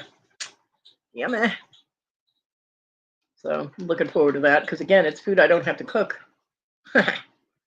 It's so much easier if I can just put it in the microwave and heat it up. The whole back and forth thing across my kitchen all to cook anything is a pain in the ass.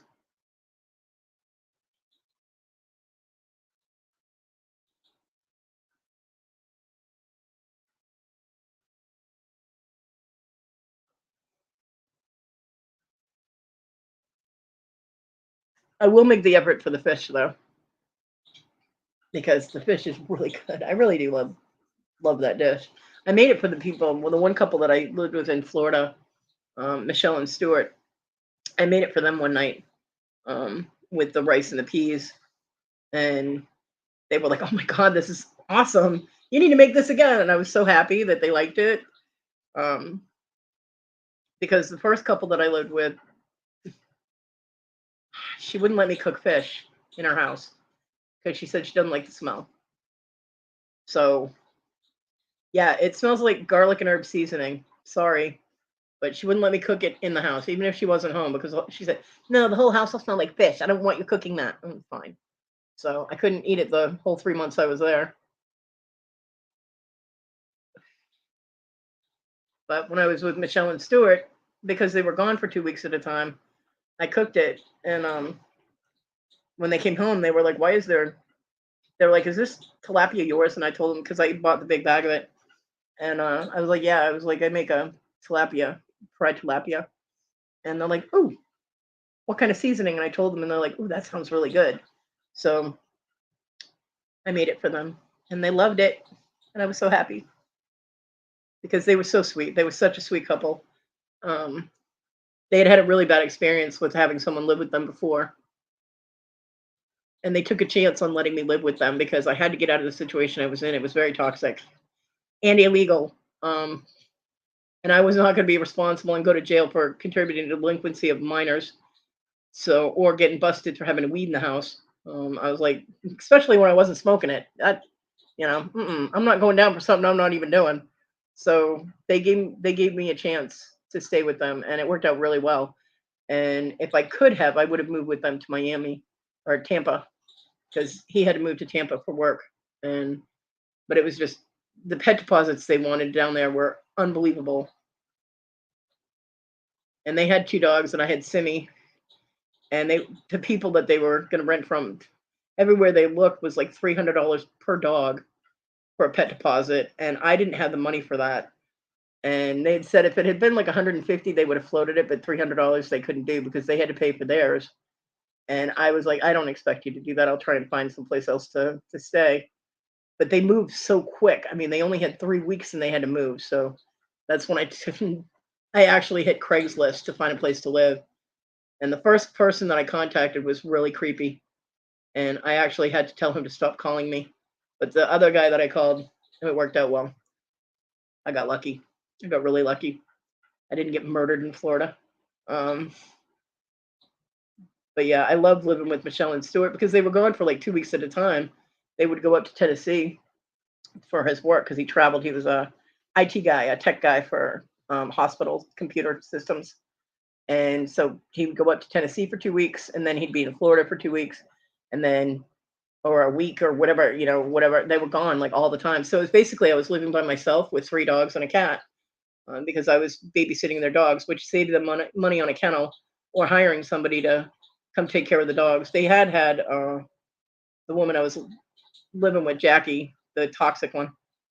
They had her coming up to take care of the dogs, but she kept letting her son come in the house, and he was stealing their DVDs and their games. Um, and she wasn't cleaning up after the dogs. She was just letting them out, feeding them and letting them outside. And if they had an accident in their kennels, which their kennels were huge, they were, I mean, like 6 feet by 6 feet. These kennels were just massive. Um, if they had an accident in the kennel, she wasn't cleaning it. So yeah, I was just like, mm-mm. Um, and then when I moved there, she ended up giving me the keys to her car and saying, and the key to their house without asking them, and they didn't know me at all. And she wasn't telling them that she had me doing it, but she didn't want to do it. So she would hand me the keys to her car and the keys to their house and be like, "Here, can you go put the dogs out and feed them?" Like, how much did they get to eat? She goes, "I don't know." I'm like, "What the hell?" So I fed them proportionally to what they should be eating. And I'd go and hang out in their house for like 2 hours, play with the dogs outside and let them run around. And because they were in the kennels like all day, all night. And yeah, I do that twice a day. And when they came home after the 2 weeks, they handed her $100. And she hadn't done shit for 2 weeks. She hadn't even been to their house in 2 weeks. So, and I still had their house key. So when Stuart handed Jackie the $100, I was like, "Oh, that reminds me. Here's your house key." And I handed it to Michelle, and she stood there with the key in her hand and looking at me. And Stuart was like, "Why do you have our house key?" I'm like, "Oh, because Jackie had me going up and taking care of the dogs for the past 2 weeks." And Jackie glared at me. Oh my god, the look could kill. Oh, and Michelle and Stuart looked at Jackie and they went, "What?" And she goes, "Well, I wasn't feeling well." And I just gave them both a look like, "Yeah, right." And Stuart took the $100 out of Jackie's hand, literally reached over, plucked the money out of her hand, and handed it to me and said, "Thank you." Jackie was so pissed. As soon as they left, she wanted me to give her the money. I was like, "No, why? You didn't do anything. I was the one doing the work, you know?" Dibble. Well, you get a lot of traffic on your channel now.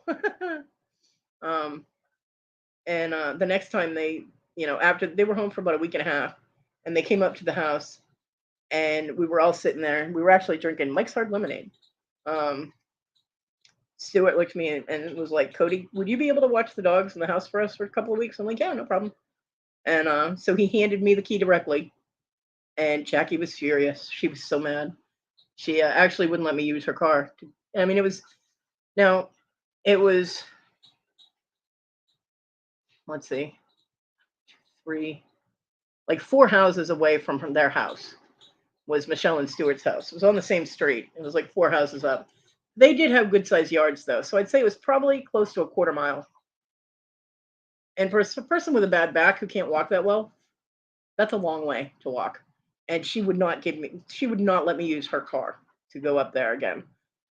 So twice a day, I was walking a quarter mile to go take care of the dog. So I was staying there for about 3 hours to let my back relax. But I just sit out on the back porch, and they had this big back deck, and they had about a quarter acre in the backyard. And so I just sit up there with the dogs. And yeah, it was fun. Took care of the babies. I mean, I don't know, Dibble. She hasn't been in. Um,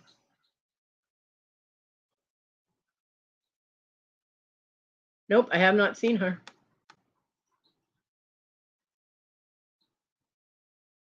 I have not seen her. Let's see.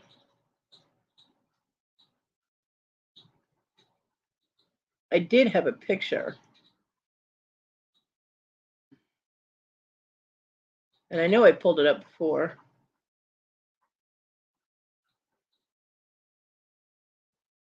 The three little troublemakers I was taking care of.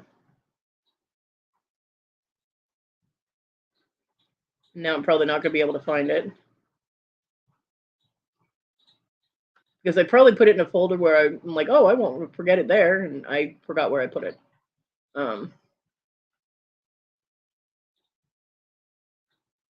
But it shows the three of them out running amok. Well, they're standing at the door, but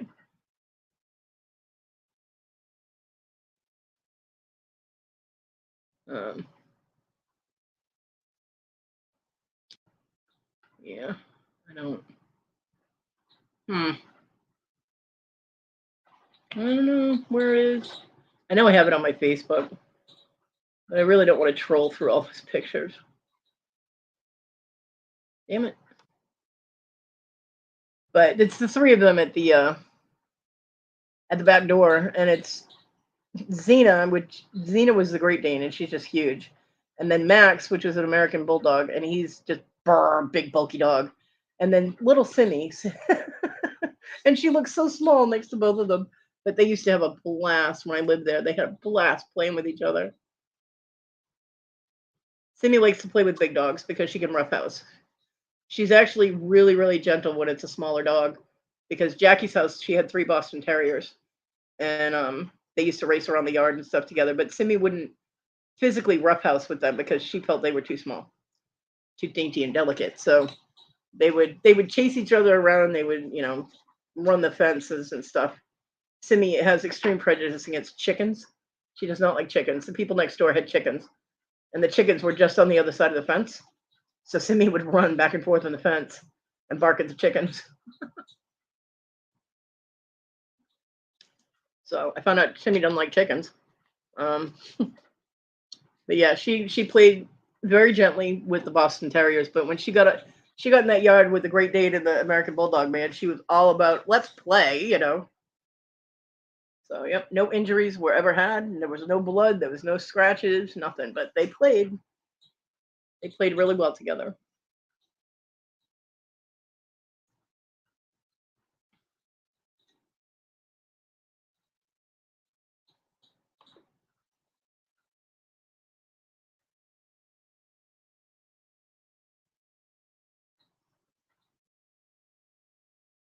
So I did have a lot of fun in Florida when I lived with Michelle and Stuart.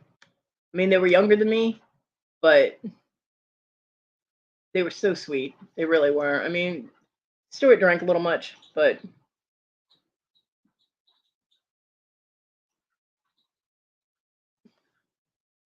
when they had Michelle's birthday party, I had to kind of do timeouts in my room because there were so many people that were a little too inebriated, and it was triggering my PTSD. So I did kind of have to do timeouts in my room.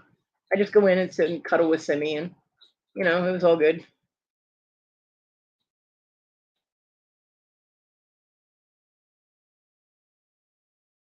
Those are all Simi when she was a baby. She's so cute. Hey, itty bitty baby. Uh, that's not it. Huh.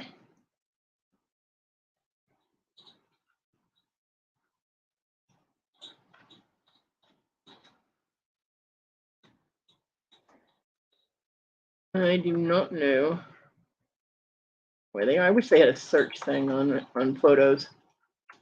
They don't. They don't, and I don't like that. Like where you could search for keywords or something.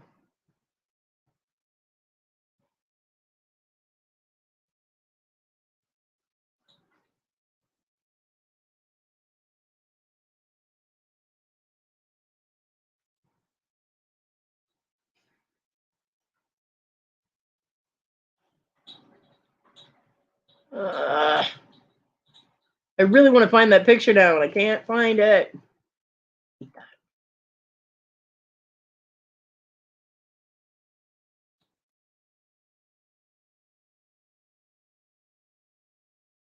Yeah, apparently I can't talk while I'm searching for things. I don't know.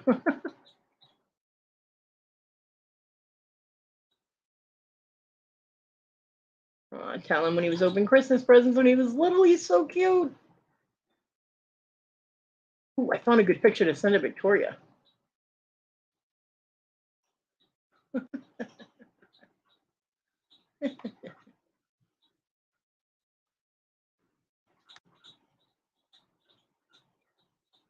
You guys want to see it? I'll show you. It's holiday like. It's got holiday spirit, I guess you could say.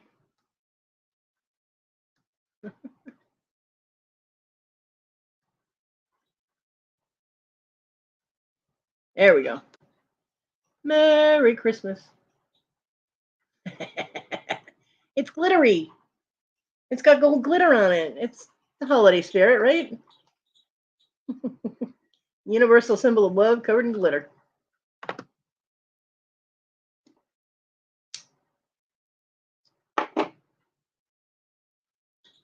Nah. Right. Still looking for the picture though.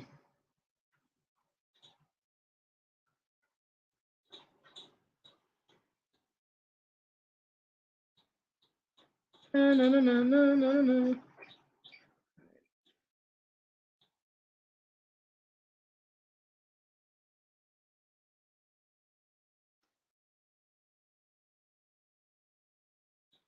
no. Why is this so difficult?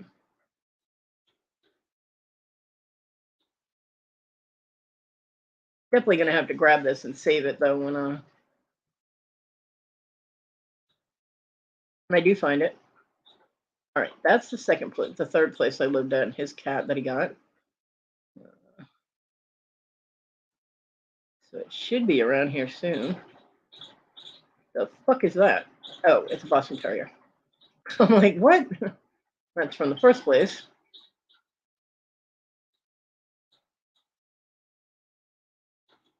There it is.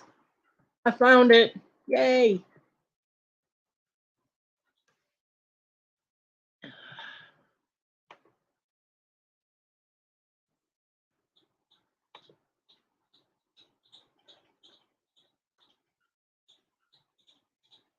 Hold on. I'm getting there. I'm getting there. I'm going to save it to a folder before I'll save it to Simi's folder so I can find it easier. Okay. All right. You guys ready? This is Xena, Max, and Simi. Let me see where I present.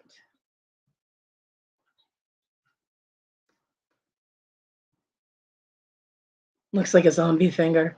No, it had glitter on it. All right. These are the babies that I was pet sitting while every time Michelle and Stuart went to Tennessee. Look at the babies. Look how little Sydney looks. She looks so tiny. But yep, that's Xena, the big Great Dane, that's Xena, and then the black and white American Bulldog, that's Max. Hey, 710. Um, and then my little tiny Simi. And Simi and that Great Dane used to have a blast chasing each other around the yard. You see the size of their deck right there? That is only like a quarter of their deck. It was absolutely massive, and they had like a quarter acre of land, well, like a half acre of land in their backyard. So the dogs had an absolute blast racing around out there. Yeah, those were the babies. I love those dogs. Love them. Pretty babies.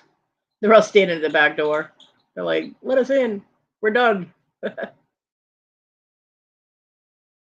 Yeah. So those are the dogs that I was house sitting while they were away, and they weren't allowed on the furniture, but I was auntie, so I spoiled them. I'd put sheets all over the furniture so that they could get up there and there'd be no dog hair, so there's no evidence. Yeah, Kodi is sneaky. So I used to. They had a big sectional sofa, which I didn't mind covering with the sheets anyway because it was dark red. I felt like I was like in a bordello or something. Um, but it was a big sectional with a big ottoman, and then they had the chaise lounge type of chair, the recliner chair. And so I I'd sit there and I'd have Max on one side and then Xena on the other side, and Simi would be kind of like next to Xena, and we'd all be sitting there just watching TV, chilling. Yeah, it was a lot of fun. I had a blast living there. It was so nice because, like I said, basically for 2 weeks at a time, I was there by myself, so it was just me and the dogs. And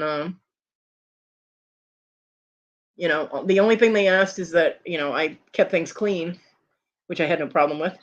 Um, and yeah, so I mean, the house was always picked up. I watered Michelle's plants, and picked up after the dogs and played with them and fed them and all kinds of fun stuff. And it was nice. It was really nice. And I was so sad when I couldn't live with them in Tampa because of the cost of the damn pet deposits. But you know,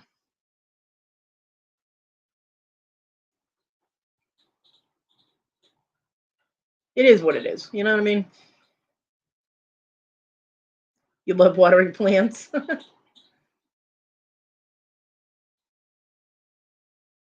Oh, Dibble. All right, so Dibble needs go-go gadget shoes for Christmas. Yeah, who likes to follow directions? That is not me. It's like, you're not the boss of me. Don't tell me what to do.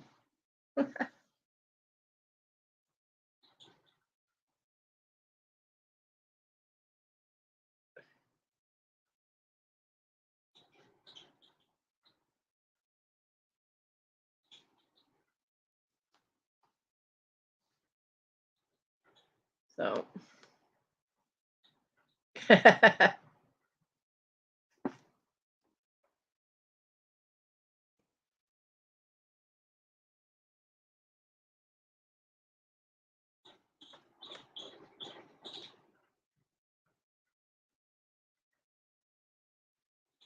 you know if you Google middle finger glitter image, there are a ton of them. There's also skeleton hands. I don't understand that. Ooh, the pink one looks nasty. That does not look good. Ooh, there's a multicolored one. Hmm, interesting. I was looking to see if I was going to have to troll through my pictures because I forgot to save it. But nope, I can Google it so I can send it to Victoria. Yeah, TG, that's an easy offer to make because you know that can't happen. So generous. So generous.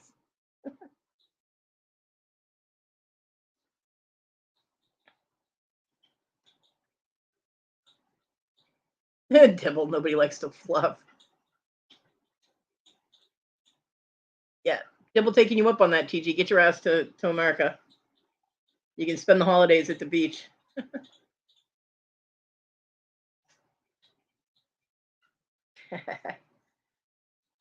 Well, we got about 10 more minutes. So if you guys want to drop links, Bonnie, if you want to drop Jabby's links again, go ahead.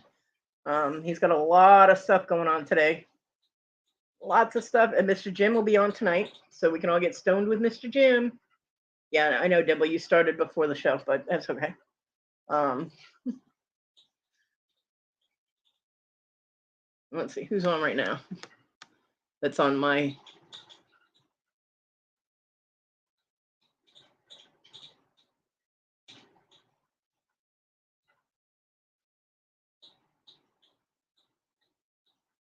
Oh yeah, I remember this guy. I'll show you this. I still at the same house at Michelle and Stewart's. I went outside to smoke a cigarette. Michelle had outside plants as well, and I went outside to smoke a cigarette because you weren't allowed to smoke in the house, and I respected that. So I went outside, and yep, there's Dibble's holiday link, and this is what I saw on one of her hanging plants. I'll show you. It's so funny.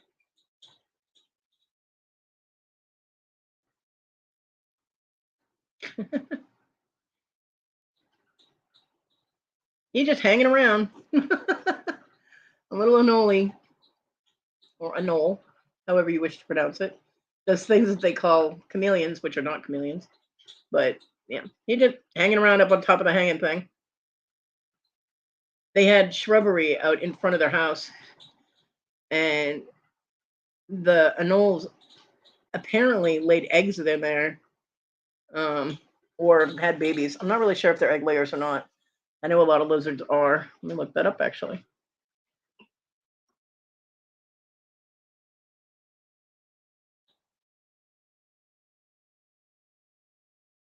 Yep, they do. They lay eggs. Um, so apparently they laid their eggs in the bushes. So I'm sitting out there because we put a chair outside for me, for when I went out to smoke a cigarette. I had a chair and an ashtray because no mess, right? Um, and I'm sitting there and I see this tiny bit of movement. And I'm like, what the hell? And at first I thought it was a spider, but and I'm not a big fan of things with too many legs. So I was like, the fuck. And all of a sudden there were like 20 little teeny tiny anoles. Teeny tiny. And they're running all over the shrubbery and the mulch on the bottom. And I'm like, oh my god, those are so cute. Yeah, so I was highly amused every time I went out to smoke a cigarette. They were adorable. Now my cat Wolfie had a spot in front of the window in my room because there was a little hole in the screen, and the lizards would get in there and they'd be in between the screen and the window, and my cat was absolutely fascinated with them, and she'd be sitting there and like doing that whole while her tail is twitching like she wants to pounce it, she can't reach it. So funny. Yeah, I used to have to go and open the screen a little bit and rescue them because they'd get stuck in there. Yeah, teeny tiny little eggs. um But yeah, it was one of the good things about Florida. I love watching all the lizards. And I was outside one time, and I turn around. There were like 5 toads on the port on the deck, and I'm like, "Where did you guys all come from?" And I had to get them off of there because of the dogs. I didn't want the dogs getting a hold of them, so I had to move all of them into the neighbor's yard. I was like, "Nope, you can't stay here," because you never know when they'll make a dog sick. So I definitely didn't want our babies getting sick because I'd have to clean it up. So no. But yeah, I love living where there's wildlife. When we lived in the woods here in East Bumfuck, South Carolina, you can't say it without the accent. It doesn't sound right. South Carolina. Um, we were in the woods and it was great. We had deer that would sleep in our backyard because the weeds were so high. It made a nice little camouflage for them.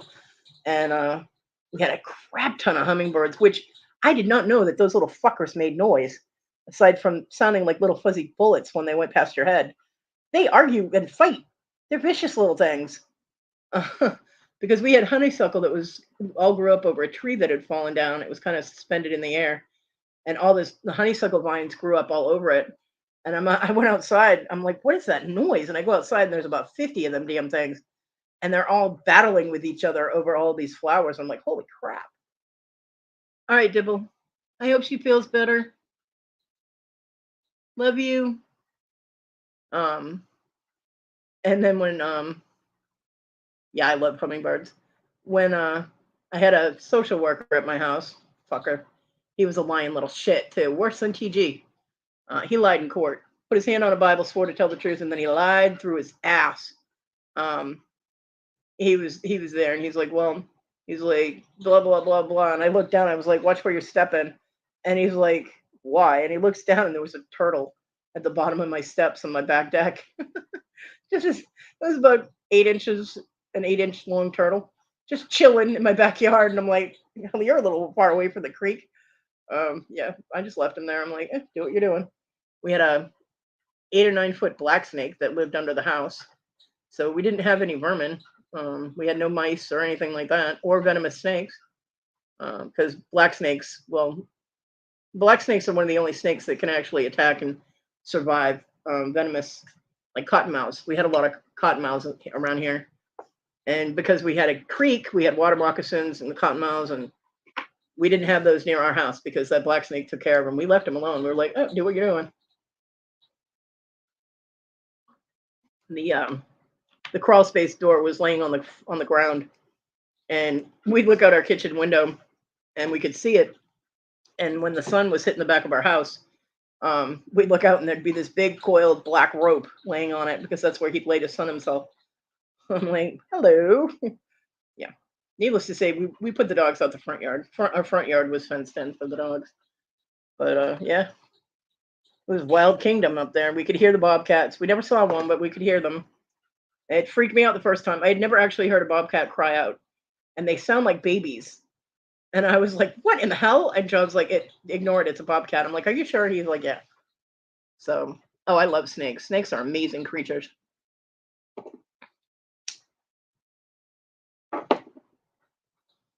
But yeah, and the cat brought us a chipmunk once. John's cat brought us a chipmunk, so I knew that they were out there. We just didn't have them around the house, probably because of the snake.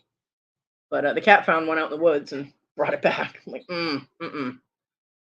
don't bring me dead things, you know. I'm like, So, and of course, squirrels everywhere. Victoria would have been in heaven. We had a ton of squirrels out there, and possums. I'm not a fan of possums. I mean, I know that they serve a purpose, but when they rip up your trash or get in your house, it's not fun, and they smell. You know, no. So, yeah. Our back door, when it rained out or was, the weather was wonky, the back door would warp and we couldn't close it all the way. So a lot of times it would swing open and it led into our utility room. So I wasn't overly concerned about that, but we had an inner door and then, the utility room and then the back door. And my daughter went to throw something away and we kept the trash bag out in the utility room so the dogs wouldn't get into it. She went to throw something away and she came running back in, screaming her head off. And I'm like, what is wrong with you? And she goes, the trash bag moved when I went to throw something away. I'm like, what? She's like, the trash bag moved. I'm like, are you playing? And she's like, no, it's scary. What is it?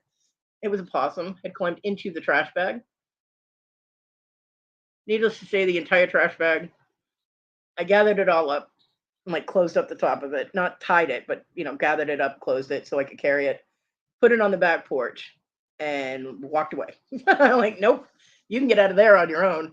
I mean, he, as soon as I put it down, the top opened up. So, the possum was able to get out of the bag. I'm not cruel. I'm not, going to torture a possum for being in the trash. So I just took the whole thing outside and just left it outside so he could, yeah, we had a lot of trash to pick up that day, but he did get out of the trash bag eventually.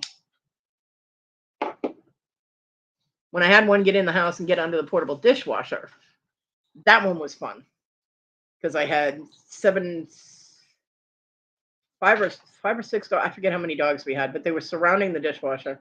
We had 11 cats, which were all up on the countertops, all of them staring at the dishwasher. And I'm like, what are you guys doing? And then I saw the possum tail under the dishwasher. I'm like, ah, hell. Luckily, the thing was on wheels. So I went over and kind of I turned the doorknob on the back door that goes into the utility room and, opened that door a little bit, opened the back door, left that wide open, wheeled the dishwasher over and took towels and stuffed it around the, 3 sides that weren't facing the door and let him go out on his own as well because he was trapped under there. The dogs had him trapped and I did not want them getting a hold of him because I didn't want them getting bit. So yeah, he had to make his way out. I knew he was gone when the dogs all walked away from the dishwasher. I went out there about a half an hour later and the dogs were all laying on my furniture. So I was like, okay, possum's gone. Craziness. But I did like living in the woods better. The energy was better living in the woods than it is. I'm too close to people. I mean, it's helpful now because, I do have some options if I need help.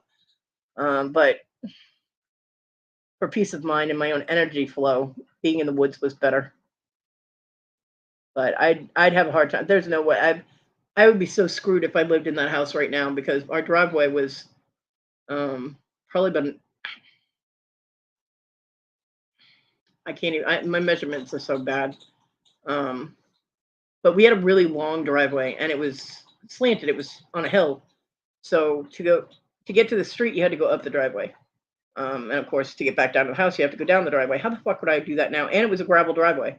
There is no way that would have happened with a wheelchair. You know what I mean? So it's good and bad that I don't live there anymore. But I did like living there better.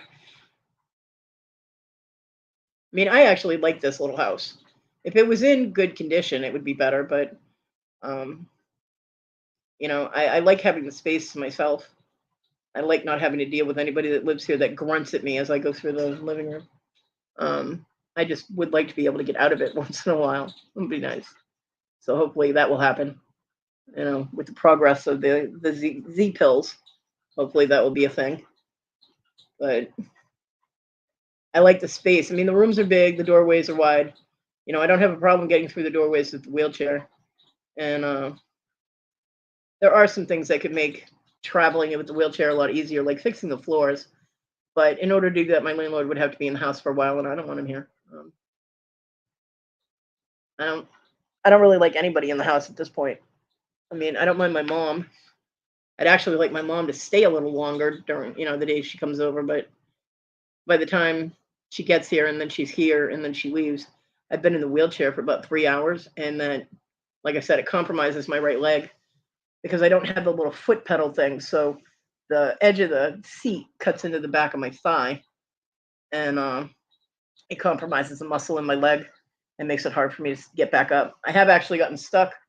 Like I've gone to stand up and my leg is like, nope, and I can't get the leverage up. It won't support me. So 3 hours is about my limit to be in the wheelchair at a time. And if I'm in it that long, I can't really get in it again for the day. So sometimes I'm able to. If the dog has to go out later at night, like 8 o'clock at night, I can do it. But yeah, it's a fun life. We make do. A lot of compromises and a lot of ingenuity has come into living in a wheelchair. And it's amazing what humans can adapt to. There are just a few things that I can't do myself, but I've managed to work around most things so that I can function about 95% normally. Well, we'll say 90% normally. I'm pretty proud of myself for that. I figured out ways around all kinds of stuff, and I'm like, ha, look at that, So, yeah, the journey has not been fun. It has not been enjoyable, but there are little moments of joy when I'm proud of myself for being like, ha, so there. Now, when I can use my prosthetic and do my own laundry, I'll be really happy because that's one less thing that I have to, you know, depend on my mom for. And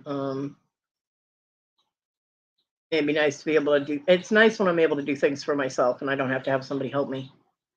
So,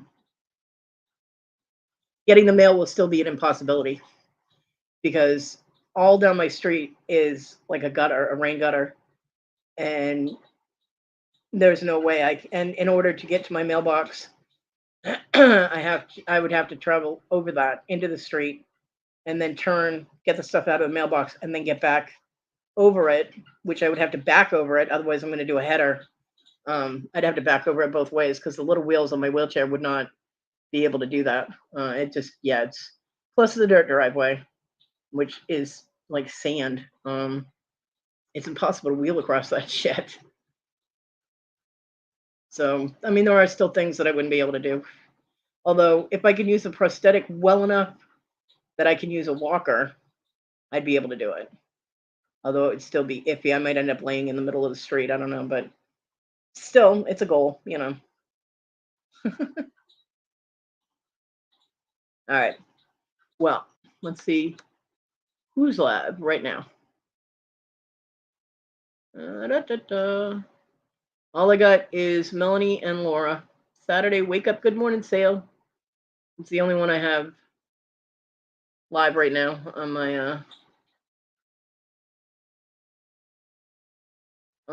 my subscription list. I'm sure there are others. I just am not subscribed to them. But I hope everybody has an awesome day, has a wonderful weekend. And Dibble, don't overdo, in case you listen to the rest of this later. And I hope your mom has a better day. I hope she's able to, everything able to line up correctly. I know that's rough. I'm sorry. I hope she starts feeling better. Kathy, I love you and I miss you. And I forgot to say hello to Susanna and Tina. How the fuck are ya? Where the fuck are ya? I miss you.